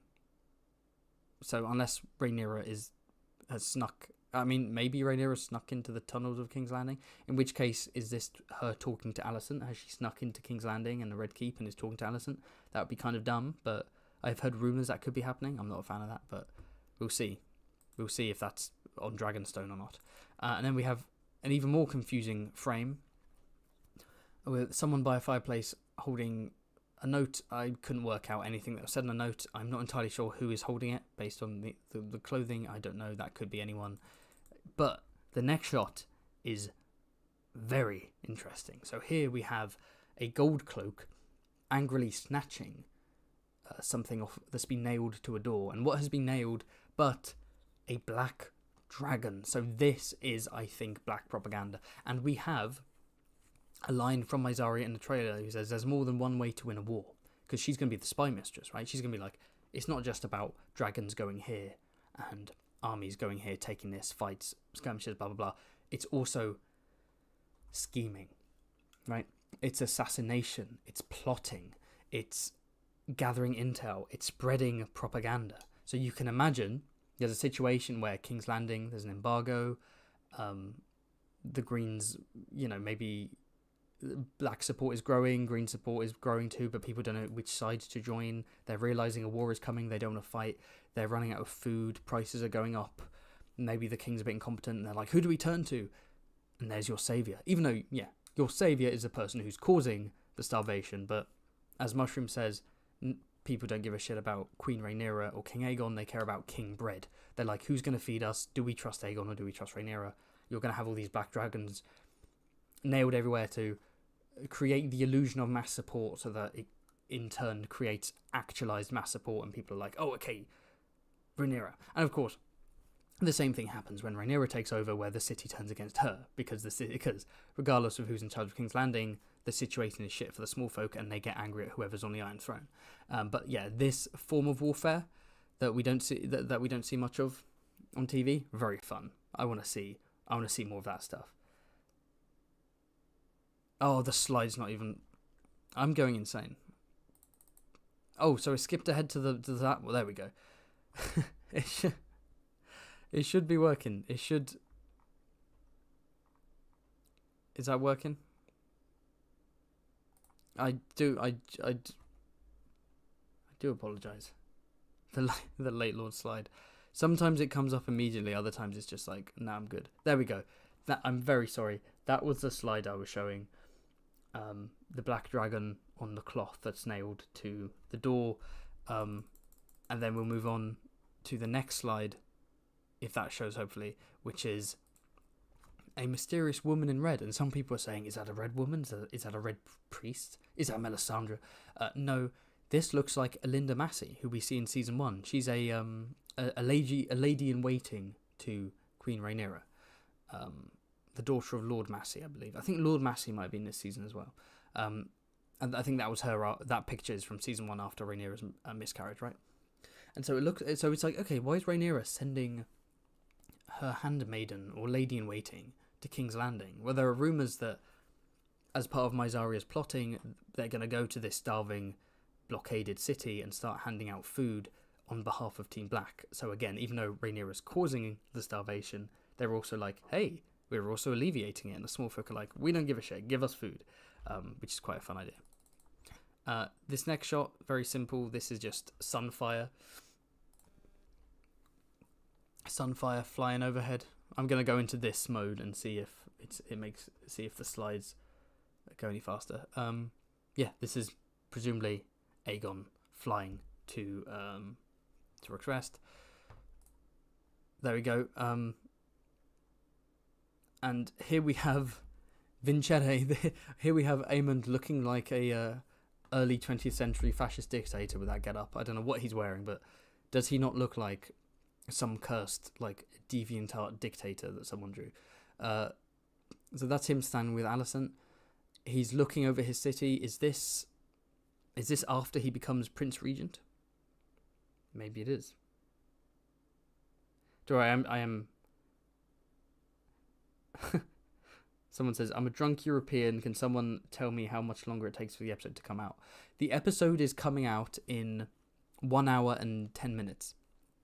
So that means I need to wrap up this live stream. So let's get going. So, question. It's over. Here we have Otto looking furious, and we have him. He's being stared down by Egon and Kristen. So looking at that still early on in the live stream, it's very clear to me that, and this will be next episode, I believe, this will be Otto and Kristen full on firing. Sorry, this will be Kristen and Egon full on firing Otto from his hand position. Earlier in the season than I expected, but he looks angry, so I don't think he's going to take it lying down. I think he's going to be like, how dare you fire me? Or even he might be like, you are going down the wrong path. Listen to me, you fucking idiot. You're rushing into war. You're not taking things seriously. You're being incompetent. You're hanging a bunch of rat catchers. Think, use your head. And maybe he steps too far and Aegon's like, I'm the king, I get to decide. So he cuts the puppet strings off of himself, and Otto realizes that his plan to continue ruling through a stable puppet has collapsed. So is it over? Yes, it's over. Here we have a shot of Otto looking depressed, so looking quite upset. This might be after he does an outburst and gets fired, and then this is him like, oh god no, what have I done? I've gone too far. Similar to the question about Kristen Cole earlier on, please let me know in the chat, out of 10, how good is the head that Otto is getting right now? What do we say out of 10? How good is the head? Doesn't look great. Okay.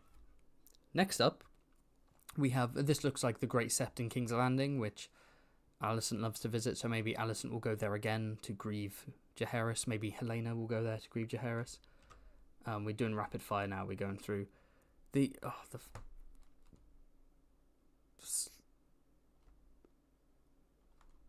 hold on. Yeah, go back. This fucking slideshow isn't. Yeah, can I offer you a nice egg in this trying time? We see a bunch of eggs incubating. We know that Rhaena and Joffrey and Joffrey's dragon Tyraxes will be sent. Well, in Fire and Blood, they're sent to the Vale, right, to protect the Vale / kind of protect Joffrey. And they're probably going to send their eggs there as well, because of course morning ends up hatching later on. People are saying 4 out of 10, 6. 1 out of 10. He's crying. It is Ottover. It is Ottover. He thought it had only just begun, but it's actually Ottover for him. Yeah, and then here we have 2 shots. On the top left, that looks like Rhaenys walking into the Black Council, and then the bottom right we have Rhaenyra being fidgety, playing with her fingers. So this could be her maybe learning about Blood and Cheese, or maybe deciding something important, such as Rooks Rest. Okay, rapid fire. Ghosts in Harrenhal. So again, going back to the idea of Harrenhal being cursed, delving into Damon's psyche, he's tripping balls maybe. He's sitting on the bed. He's been exiled to the couch by Rhaenyra, but that couch is a musty old bed in Harrenhal. It's kind of cozy, actually. It's low-key cozy. But he's sitting there looking a bit depressed, and then his helmet's on the side. There may be, and in the trailer he grabs it, so this could be, he could put it on and he goes out into the rain because he hears something or whatever.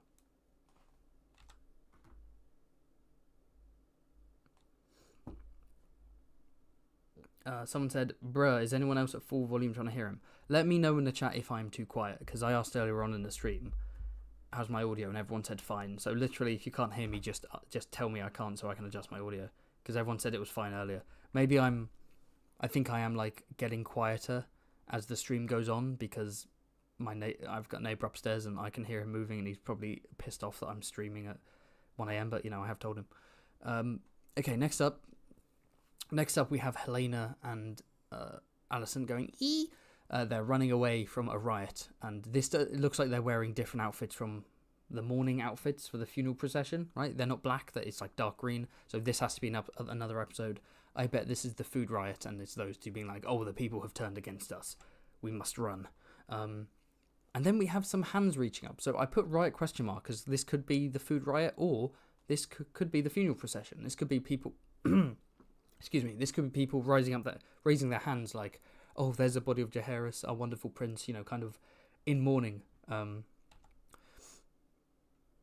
Okay, here we have why he's so smug. We've got Kristen. This is just a shot of Kristen walking with his hands behind his back, looking proud of himself. Is this him after being named Hand, maybe? I bet it is. I bet this is after he's been named Hand and he's walking to Arik Cargill and he's about to give him his mission. I bet he's like, I've come up with a cunning plan.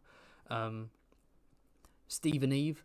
We've got Corlys and Rhaenys in the top left, talking at the council, and then in the bottom right, we have Corlys by himself, in very casual clothes, staring at the driftwood throne. So I think this is after Rooks Rest. I reckon this is him. He's gone back to Driftmark. He's depressed. He's looking at his throne. He's like, what was it all for? My wife, my son, my daughter. It's all fallen apart. My ambitions have destroyed my family, kind of thing. That maybe he leaves Team Black and then comes back later to be named Hand of the Queen. I do have to say, the actor Steve Toussaint, he is caked up. Look at this man. This man has booty. This is a caked up gentleman.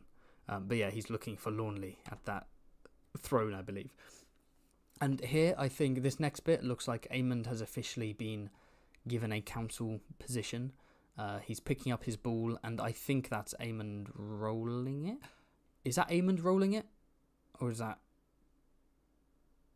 Egon rolling it? I can't quite tell. Is that the same ball that's being picked up? I think it is. Yeah.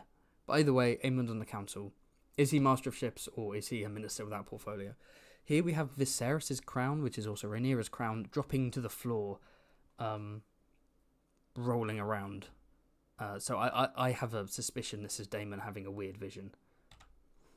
So Clitson, god damn it. People have so many names for him. Instead of Hand, shouldn't he be promoted to Tongue? Tongue of the Queen Mother. Speaking of, oh my goodness, here we have Kristen and Allison's having a intimate moment, so it looks like they will continue their dalliance. They'll continue their affair. Although I do wonder, considering Allison's relationship with sex isn't great, that she was forced at a young age to marry an older man she wasn't into, and she had sex with him and she didn't want to, and she had to bear lots of kids, and now, after her husband's dead, who she did care for and love and looked after, more like a father or grandfather than anything, now that he's dead, suddenly, she's grieving, and she's dealing with that grief by having experiences she's never been able to have her entire life with the handsome member of the Kingsguard who's protected her for years.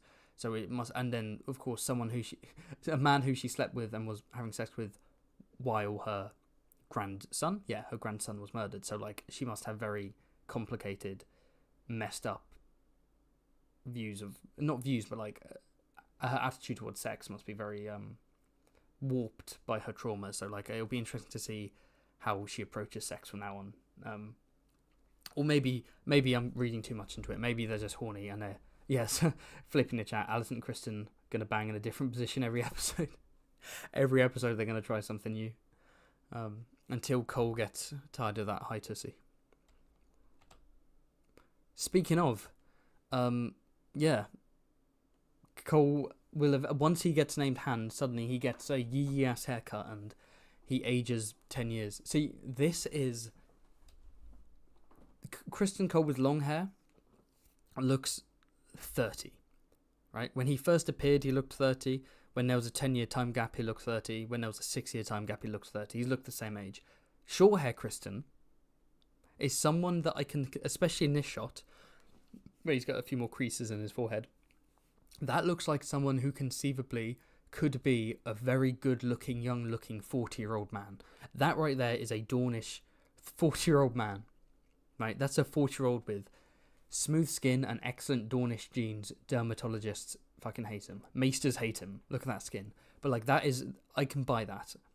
It's funny how all you need is a haircut, and I'm like, yeah, no, I can buy that being a guy in his 40s. The episode is an hour away. Yeah, we're getting to the end, don't worry. And of course, this is him before Rooks Rest. This is him with the hand necklace around his chest. And that's the necklace from the book. It's the hands clasping each other, not the pin from the show. And we see Tyrion wearing a similar necklace when he's in armor, although his one is silver, so it's a different design. But it looks like in the TV show universe, the hand wears a pin, but if they're in armor, they have a special necklace. But yeah. Yeah, we have another shot of Sunfire. I'm not a fan of the colour. He doesn't look golden there. He looks like muddy and lame, but hopefully we'll get a better shot where he does look golden. At the very least, he looks sparkling, which is fun. And then we have Egon in his bulky armor and the crown attached to his helmet, which is pretty good. Next up, we have Crimby versus Moondancer. So that's a weird title, but essentially, this looks like a shot of Kristen and a bunch of his fellas riding away at high speed towards a forest. And then we've seen another shot that there's a dragon chasing them. So I think this is Kristen riding away from Moondancer into the forest to escape Moondancer and Baelor, because where best to hide from a fire-breathing dragon than a bunch of wooden trees? He's completely safe there, am I right? Here in the next shot, we have Adam of Hull staring at sea smoke. I believe that's sea smoke because, of course, Adam goes on to claim sea smoke. So that's him being like, I feel a weird connection. I feel like this dragon may have been ridden by my half-brother at some point. And my prediction is that Laenor won't return. He'll be killed off screen. He probably would have died fighting in the Stepstones with his boyfriend, which is probably how he wanted to go out. So the next frame, mother and son, we have that was a very weird screenshot of Rhaenyra, I'm not gonna lie. Yeah, this is just Jacaerys and Rhaenyra talking to each other. This looks like it's part of that wider shot from the trailer, from the main trailer a couple months ago, where it's Jacaerys and Baelor and Rhaenyra, and then on the other end, facing them, are the three dragon seeds. You see Hugh Hammer, you see Ulf, and you see Adam of Hull. We have yet another sad boy shot. We have Egon looking upset again. Egon grieving. We have a shot of a hand disappearing off the edge of a bath into the water, which seems to correlate with a previous trailer shot of Allison like going underwater. Maybe it's just her kind of dissociating, or maybe it's, you know, full on an attempt to unalive herself because she is very, you know, depressed and traumatized, and maybe she's just like, I'm gonna fucking end it all. I don't know. So here's an interesting one. We have Copper Penny. So we've seen this shot on the trailer before, and everyone's like, who is this? Is that Helena? That doesn't look like Helena. So that's a actress called Kika Green. Kika Green or Kiki Green, I can't remember. But she was actually cast in season 1 as a prostitute named Copper Penny, but she never actually appeared. So it looks like they've hired her again and said, hey, you got cut out, but we're going to give you another shot, which is quite nice. And clearly they are prostitutes. We have them quite seductively looking over fans, and then we have a shot of them, I believe, probably naked, hiding behind those fans, doing a little dance. I don't know who that random dude on the bottom right is, but yeah, my prediction is they are either performing for Egon, and Egon is going to, you know, dive into drink and sex to deal with his trauma, or this could be Aemond, because there's that scene of Aemond lying on someone's lap shirtless with his eye patch off, looking sad. They're all sad boys at the end of the day. But yeah, I'm guessing either Aegon or Aemond. Or, and I've said this prediction before, there will be the epic cuck scene of House of the Dragon, where after Rooks Rest, Aegon is crippled, not crippled, but he's super burnt, and he's on Milk of the Poppy, and he can't get it working. His dick's like a crispy sausage, no one wants to blow it, and so he's like, I'm going to watch women at court I'm attracted to being ploughed by my friends while I sob behind a curtain in my cuck chair. And that's actually from the book. I think Mushroom says that. So I have long predicted episode 6. I don't know why 6. It feels like the right place. Episode 5, he's recovering. Episode 6, we have the cuck scene. It's Aegon watching Copper Penny and these prostitutes maybe being banged, being railroaded by his 3 friends who were introduced this season, Ned Waters, Martin Rain, and Leon Estamont, who are members of his Kingsguard. Boom, it all comes together. The cuck scene, predicted by Fantasy Haven. You heard it here first. Who wants to bet? Who wants to bet? That's enough. Moving on.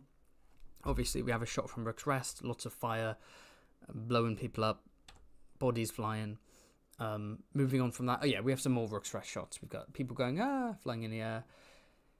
Is the slide changing? You guys are so patient. Thank you so much, everyone.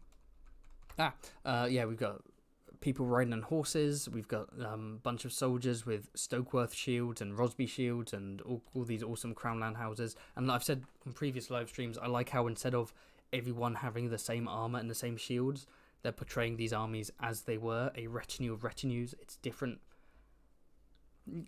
armies within a larger army sworn to different houses, right? They're not all going to have like Aegon shields. Some are going to be Hightower, some are going to be Stokeworth, some are going to be Rosby, etc. This is Helena, I think. Yeah, Helena, crying or sniffing or whatever into what's probably one of Jaehaerys's outfits. This is her grieving. Her grief, like I said, maybe it'll be a bit quieter. It'll be a bit more ethereal, more teary, more isolated compared to Aegon, whose fury will come out in the form of destroying things and being brutal and so on. To someone who said Rosby is not an awesome house in the chat, say that to Quinn the GM. He will track you down. He will send an elite force to take you out. He's a Rosby guy. He likes Rosby and he likes John Connington and he likes Hugh Hammer. That's a really random selection, but why not? Yeah, someone said that's Helena ? It doesn't super look like Helena, but who else would be a woman with Targaryen hair crying, holding some clothing? Like, that has to be Helena, right? Yes, so yeah, sorry. So grieving, I kind of spoiled my own point because I've forgotten what all my captions are, but grieving and then grieving in a different way. This is Aegon holding some kind of mace or some kind of blunt instrument, and he's about to whack it into someone. Looks like he's in a dungeon. In the longer shot that's in the previous trailer, Larys is behind him, so I bet they've captured Blood. And this is Aegon either torturing Blood to get information out of him, or maybe Blood has already been tortured and Aegon is delivering the killing blow instead of giving him a proper execution. So I'm just going to smack your face in. And here we have Hugh Hammer, get off my potatoes. So this looks like food riot stuff. He's got a bag of food, someone's grabbing it, and then he punches them. I think this is the breaking point where he then joins Team Black. So here we have a controversial couple of frames. So it's Tyland Lannister, and in the background you have some tropical trees. You've got people wearing outfits that don't look Westerosi, and you've got someone being grabbed and thrown into mud. This is Tyrosh, and I believe this is Tyland Lannister because look at his lips, look at his nose, look at his yellow beard. That's Tyland. He's kind of becoming the butt of the joke. He's becoming a meme already. So this is Tyland negotiating in Tyrosh to get the Triarchy on his side, being thrown into mud, some mud wrestling. And there are people on Twitter being like, this is Otto Hightower. And I was like, it's so clearly not fucking Otto Hightower. First off, Otto Hightower's spine would break if someone nudged him into mud. But secondly, just look at him. Look at his face. In no universe is that Otto. But I do think Lad's trip, as Flippy says in the chat, Lad's holiday to Tenerife.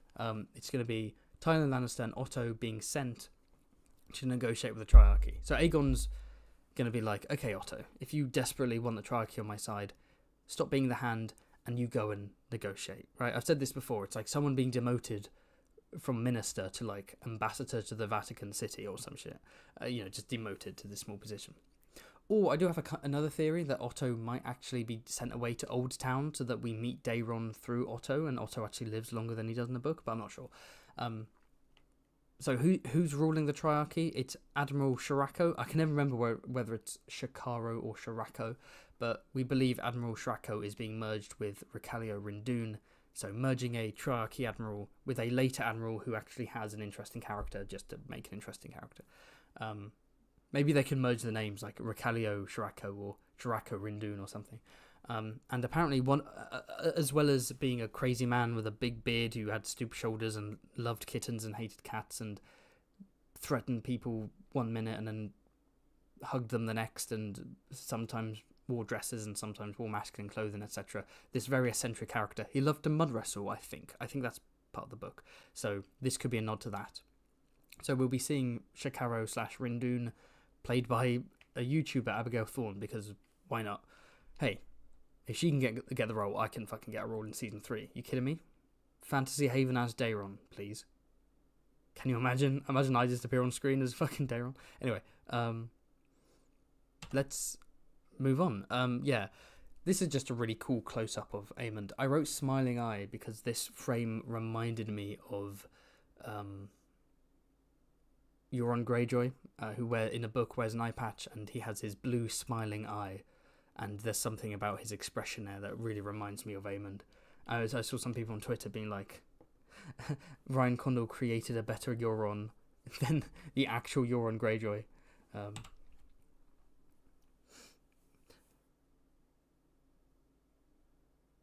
Oh, Jace Dane in the chat said, or triple merging, and Shirako is actually Johanna Swan. That's also interesting, because they go out of their way to mention Johanna Swan being kidnapped by Triarchy, by the Triarchy, right? In season 1, so that's actually quite, maybe it's a mixture. But yes, yeah, people bring it up. Just to clarify, Shirako and Rindoon, 2 different characters, both male, merged together. It looks like it's going to be a woman, and both characters put together, or maybe it'll be a kind of androgynous character who's all over the place. I don't know, but either way, let's go eccentric with it, right? Let's go overboard. Let's have a meme character. Let's have a Jack Sparrow-esque character. Thank you for the super chat from Lala Loopsy, who says, Tyland is brown? Know what else is brown? A chestnut mare. He's in the mud. Know where mud is? Outside. Know what else is outside? Horses. I think this may officially be confirmation that Tyland Lannister is a horse. Holy shit. Because we already know Tyrek's a horse, but now Tyland's a horse. That horse joke in episode 1 about Tyland, when I first listened to it, I was like, oh, that's cute. And then a day later, I was like, it suddenly hit me. I was like, oh, fuck. There's no way that's a genuine Glidus reference, right? Oh, boy. Yeah. Fantasy Haven can be one of those guys who sweeps up the dragon shit. So I can just be like a dragon keeper, but I just throw the shit away. Hey, if any kind of cameo would be awesome, actually. So here's a little assassin. Okay, we've got 45 minutes to the episode. Apologies for the... Sorry about that. Right into the mic, I apologise. 15 minutes till the end of the episode. Sorry, 50... Let me try that again. 45 minutes till the episode begins. Let's try and get this wrapped up in 15. So, Assassin's Creed, someone's pulling a knife from their sleeve. I did a little watch along with my patrons where we looked through this trailer, and one of them mentioned that they believe that's a dress Rhaenyra wears. Maybe? So is this Rhaenyra sneaking somewhere with a dagger up her sleeve? I don't know. Next frame goodness. This is Damon grabbing Rhaenyra. So this is either in Dragonstone, like during their intimate argument about blood and cheese, and maybe he's trying to be close to her, and then she's like, no, you must go to Harrenhal. Or maybe it's after they reconcile. Maybe because we see that shot of Syrax going to Harrenhal, so maybe she goes to Harrenhal to reconcile, and then maybe they hook back up. I don't know. But he grabs and she gives the whole she gives the the grab when you grab. Anyway, moving on. A bunch of question marks here because yet another scene of like a little note, and you can't read anything that's happening. You can't read any of that. What does that say? I'm sure I read like one line of this. This is a very bad screenshot. I'm sure before it said like, I don't know. But either way, no point analysing that. Here's a cool little shot. It's Allison giving a handkerchief to Kristen Cole. Some of these clips are from future episodes. Yes, yeah. I said at the start of this stream, this is going through the entire season. Go back where? Go back to what? What, the note? There's not much. You can't really read the note. Anyway, so yeah, Allison gives Kristen her favor. So it's the classic kind of, woman gives the knight her favor. Like, this is for good luck in battle, and it's in jousting, but it's also in battle. And so Kristen's going to go out there wearing Allison's favor, which is very sus, because they're like, okay, are you now open? Like, how openly are you having this affair? Like, is Egon going to find out about it? Is he going to be fine with it? Anyway, next up we have, I think this is a shot relating to the dragon seeds, this next one, where we have Rhaenyra, Jace, and a dragon keeper staring ahead, and then the screen goes orange. So I think this is them watching fire, a dragon being fiery. So that could be someone claiming a dragon, and everyone's like, oh shit, you claimed a dragon. Or it could be a dragon burning someone who tried to claim it. Yeah. He's probably going to sniff it like a deviant. Kristen Cole's like, thank you, your grace. I will take this favour with me to battle. I am honoured. And he turns around and just... oh, yeah. So this next slide, welcome back, Joffrey Baratheon, is the name of this next slide. God damn it. Yeah, so... based on some of the stills for episode 2, this appears to be episode 2, it looks like Jace and Baelor are just vibing and bonding, and, they are betrothed, but that doesn't mean they can't have any kind of relationship. Maybe it's obviously a political alliance, but maybe they're gonna try to get to know each other more. Maybe they'll even marry this season. They don't ever end up marrying in the book, but maybe they will marry this season. Like, okay, maybe they'll genuinely fall in love, or at least become mates. Maybe they're just mates. And obviously, of the twins, Baelor and Rhaena, Baelor is the more tomboyish one. It's the classic George R. R. Martin. One of the female twins is a tomboy, the other one's a super girly girl, that we see more than once. And we haven't really seen Baelor. We haven't seen any personality really from either Baelor or Rhaena. So it would be fun to sort of emphasize the differences between them. And Baelor's out there looking cool with a crossbow, more tomboyish. Okay, yeah, let's flesh these characters out. They're just standing around. Let's give Baelor and Rhaena some stuff to do. And speaking of, we have Rhaena here. Again, she's a more feminine of the two. She's sort of nervously looking to the floor. So they have sort of established that she's more nervous, a bit more anxious than Baelor. Baelor seems more confident. Rhaena's a bit more insecure, and part of that is not having a dragon. On my previous live stream, I've talked at length about potentially Rhaena being merged with Nettles. I don't want to jump into that discussion again because I've done it enough times. I've done it twice. I've done it in 2 live streams, but I've exhausted that. We'll get to it when we get to it, if it happens. Although I do have to say, I think this is her at the Eyrie, because Jane Arryn has been cast. There is a promo picture of Jane Arryn. We're definitely going to see Jane Arryn. It's a shame we didn't see Jace negotiate with her / go down on her, according to Mushroom. Bullshit. But we will see Rhaena interact with her, and maybe we'll get some of the book lines from her, directed at Rhaena. The classic, we women must stick together, etc. Woke, if you ask me. And also, the Rhaena's wig, so much better than season 1. I'm not saying it's an amazing wig, but like season 1 was like a bird's nest. This is like mildly believable. Thank you from the super chat from Alt Hill. Must be one of Swifty's many bastards. From the Westerlands, no less. Alt Hill says,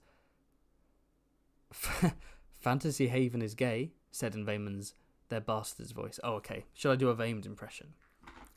Fantasy Haven is gay, gay, gay. And he is a whore. Quinn the GM's like, I'll have your tongue for that. I want to like recreate the entire scene. Alright, let's move on. The episode's starting in 40 minutes. We got this. Let me in. So this is a shot of Damon like grabbing doors trying to open it. This could be him in Dragonstone getting locked out somewhere, maybe in Harrenhal, or more likely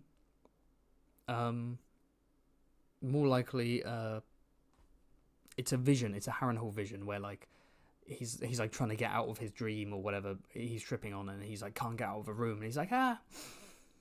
For people in the chat, I said woke ironically because that line, the context of that line makes perfect sense. Jane Arryn having that worldview makes perfect sense. I'm joking.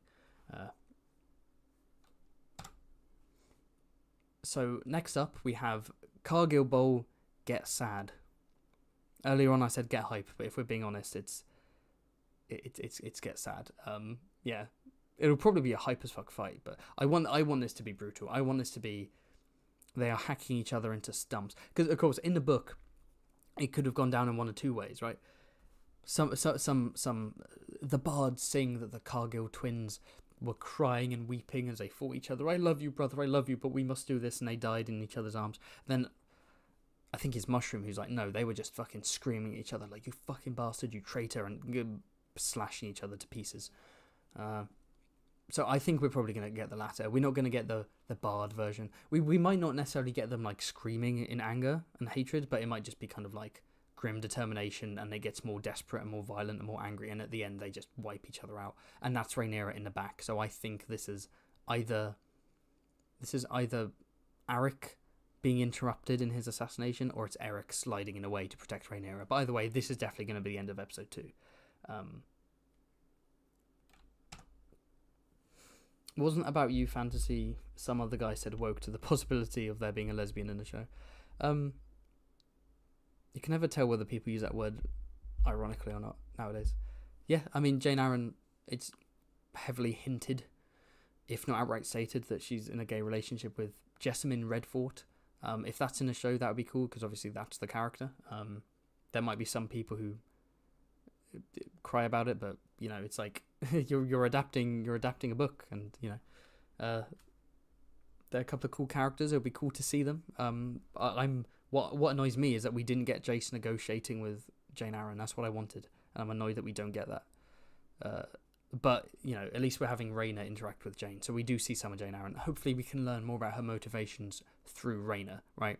Because it's twofold for her. It's like, on one hand, we're cousins, right? Jane Eyre is Rhaenyra's cousin, but also I'm a woman. I have male cousins who have tried to usurp me. Me supporting Rhaenyra, who's a woman, increases my own legitimacy and helps me stay in power. So it's for the family, but also kind of selfish, right? It's complicated. So Dragon Seed, here's another shot of like Rhaenyra in the dark, and then some flames burst up. So again, this could be a Dragon Seed claiming a dragon, or it could be a Dragon Seed being roasted by a dragon. And then the final shot of the trailer is Vhagar just spewing flame, Rooks Rest looking incredible. The Cyrax CGI in episode 1 looked a bit dodgy, but all the rest looked incredible. So there we have it. We have my live streams will not be this long usually. That was me going through a whole next week trailer. My future Sunday live streams will all be all the trailers from now on will be the next episode and looking at some stills and so on. So that's pretty fun. Dragon Sneed. Okay, so the episode is starting in 40 minutes. Just to remind everyone, every Sunday at 11 p.m. my time, but 6 p.m. EDT, Eastern Time America, I'll be breaking down promo pictures and trailers for the next episode. Every Monday, same time, 6 p.m. EDT, 11 p.m. in the UK, I'll be breaking down the episode, doing a post-episode live stream with the one, the only Quinn the GM, either on his channel or my channel. We're jumping between, so check both of us out. On Patreon on Wednesdays, I do a Patreon exclusive live stream where I just chat about the episode and shoot the shit. And also on the Patreon Discord on voice chat every Tuesday, we watch the episode together for another time, and we watch it together. Obviously, make sure we've already seen it, because we don't want it to be a messy experience, but we watch it and we kind of banter and commentate over it and give our opinions and give a little review at the end. So that's a couple of hours. So I'm busy Sunday, Monday, Tuesday and Wednesday. Not to mention every Thursday I'm releasing a review, a Haven Quickie of every single episode. If you haven't seen it yet, feel free to check out the Haven Quickie of episode 1. I mean, it's a quickie, it's only 14 minutes. So I need to make them shorter. I went a bit overboard with the premiere, but it's just short little reviews so you can hear my live stream takes of the episode just kind of summarized, I guess. And on top of that, there will be... That's right, I'm working extra hard. That's not the end. On top of that, my friends, there will be even more animated content. Of the 8 weeks of House of the Dragon, 4 of those weeks you will see special animated videos. 2 house histories and 2 book versus show character comparisons. You'll be eating good. Subscribe to Fantasy Haven. So yeah, to shout some stuff out. Subscribe to the channel if you're not. Like the video to help it spread. Comment to help it spread. All that good stuff. Really helps out. While I'm doing a wrap up, if anyone has any more final donations or super chats, feel free to send them. Because I'm wrapping up. But where are we? What else? Oh yes, I have a Patreon. All kind of exclusive content like House Dane, extended content like House Royce and Hightower. Art commissions. I draw a song. I draw my little art style characters for whoever you want, of whatever you want. You get to join the Discord at any pledge. You get cameos, all kind of different things. And believe it or not, I have a merch store. So beanies, t-shirts, mugs, hoodies with Fancy Haven sigil, Fancy Haven characters, all kind of fun stuff. Because it's summer, I might release like a cap. I don't know. Yeah. The mugs are good. Oh, the mugs aren't that bad. The mugs are actually surprisingly, they're cute. So I will quickly check to see if... See, sometimes you have smooth shilling, and sometimes you have messy shilling. That might be the messiest, like, post-live stream shilling my content I've done. That was all over the place. You can tell I'm tired. It's nearly 1:30 in the morning for me. Okay, no donations. That's fine. There we go. I'm going to go cry. No, I'm joking. That was a very successful live stream, and let's just quickly check the chat before we wrap up. A quickie is 60 seconds, my friend, and even that is too long. My goodness, come on, fellas, you just need more practice. Okay. Oh, a final super chat from Walkshrift Hill who says Ottawa killed his brother. Okay. Was that assuming that's a misspell of Otto? Are you saying that Otto Hightower murdered Hobart Hightower to get his nephew in power? Probably not. I don't think he would do that. Yeah. One final thing, and this is controversial. I'm not actually going to be watching the episode live. So before I finish the stream, I'll let you know I'm not watching the episode live. Because in the UK, we need to watch it via Now TV or Sky. When you watch it because HBO, because of their contracts with Sky, HBO isn't allowed to come to the UK. They're trying to fight it. I would quite like HBO Max in the UK, but they have, we have Sky. It's a subscription service, but it's also a satellite, so you need to install a satellite. If you don't have Sky, you do Now TV to stream via Sky. Sorry, you stream Sky via Now TV, but Now TV maximum 1080p, and even that's behind a fucking extra paywall. So on my 4K TV, I'm watching a 1080p show with crunchy shadows, and there are 2 ad breaks in the episode. That's right, if you're in America, you've got no fucking ad breaks. In the UK, 2 ad breaks. I was watching the premiere, I was completely sucked out, so I don't want to stay up at 2 a.m. and then watch an episode that's going to get interrupted with ad breaks. So instead, I'm going to go to bed, wake up tomorrow, have a cheeky Nando's for lunch, and watch the episode with the curtains shut, and then after that, I will start making some more content. So next week, there's going to be the Real Blood and Cheese animated and another quickie. And before we click, there is one final super chat. Thank you so much from Aiden Evans, who says, what do you think of Aemond choosing to let Aegon get severely torched by Rhaenys, hoping he can later be king? Yeah, so before I wrap up, there is a theory that at Rooks Rest, Aemond deliberately let Aegon get fucked up by Rhaenys, hoping that Aegon would die and then Aemond would take over as king. And in the show, they've suddenly set up the idea that Aemond wants to be king and might be a bit jealous of Aegon. And we have Aegon saying, oh, my brother's a loyal hound. And, why would you have a character say that unless it's not true? So maybe we'll have a scene where Aemond sort of stands by and watches it happen, like, or at least hesitates, like, hold on, if I hesitate, I could claim the kingship. Yeah. We'll see. Personally, I think it's more interesting to have Aegon and Aemond actually love each other and support each other, just because that's not what you would expect from those characters, so I think it's more fun. But you can go with Aemond being, being salty and wanting the throne. What I wouldn't mind, I think, is just a little hesitation. Maybe Aemond hesitates and draws his dragon back. He's like, what if? But then he goes, no, I need to join in the battle, and then he swoops in. Okay, so I'm going to go to bed, and tomorrow with Nando's, I'm going to watch some House of the Dragon, Real Blood and Cheese. Will you use Nebula to do videos like Gliders and Swift? If there's a incentive to do so, If I'm not sure, I don't know. I haven't looked into it. I don't know what the financial incentive is.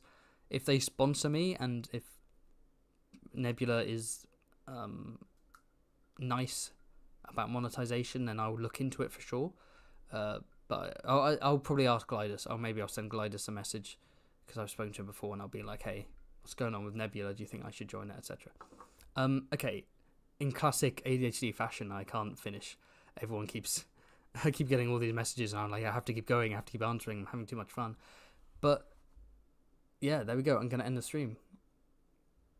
Goodbye, everyone. I will see you on Monday on my channel, post-episode breakdown with Quinn GM. See ya.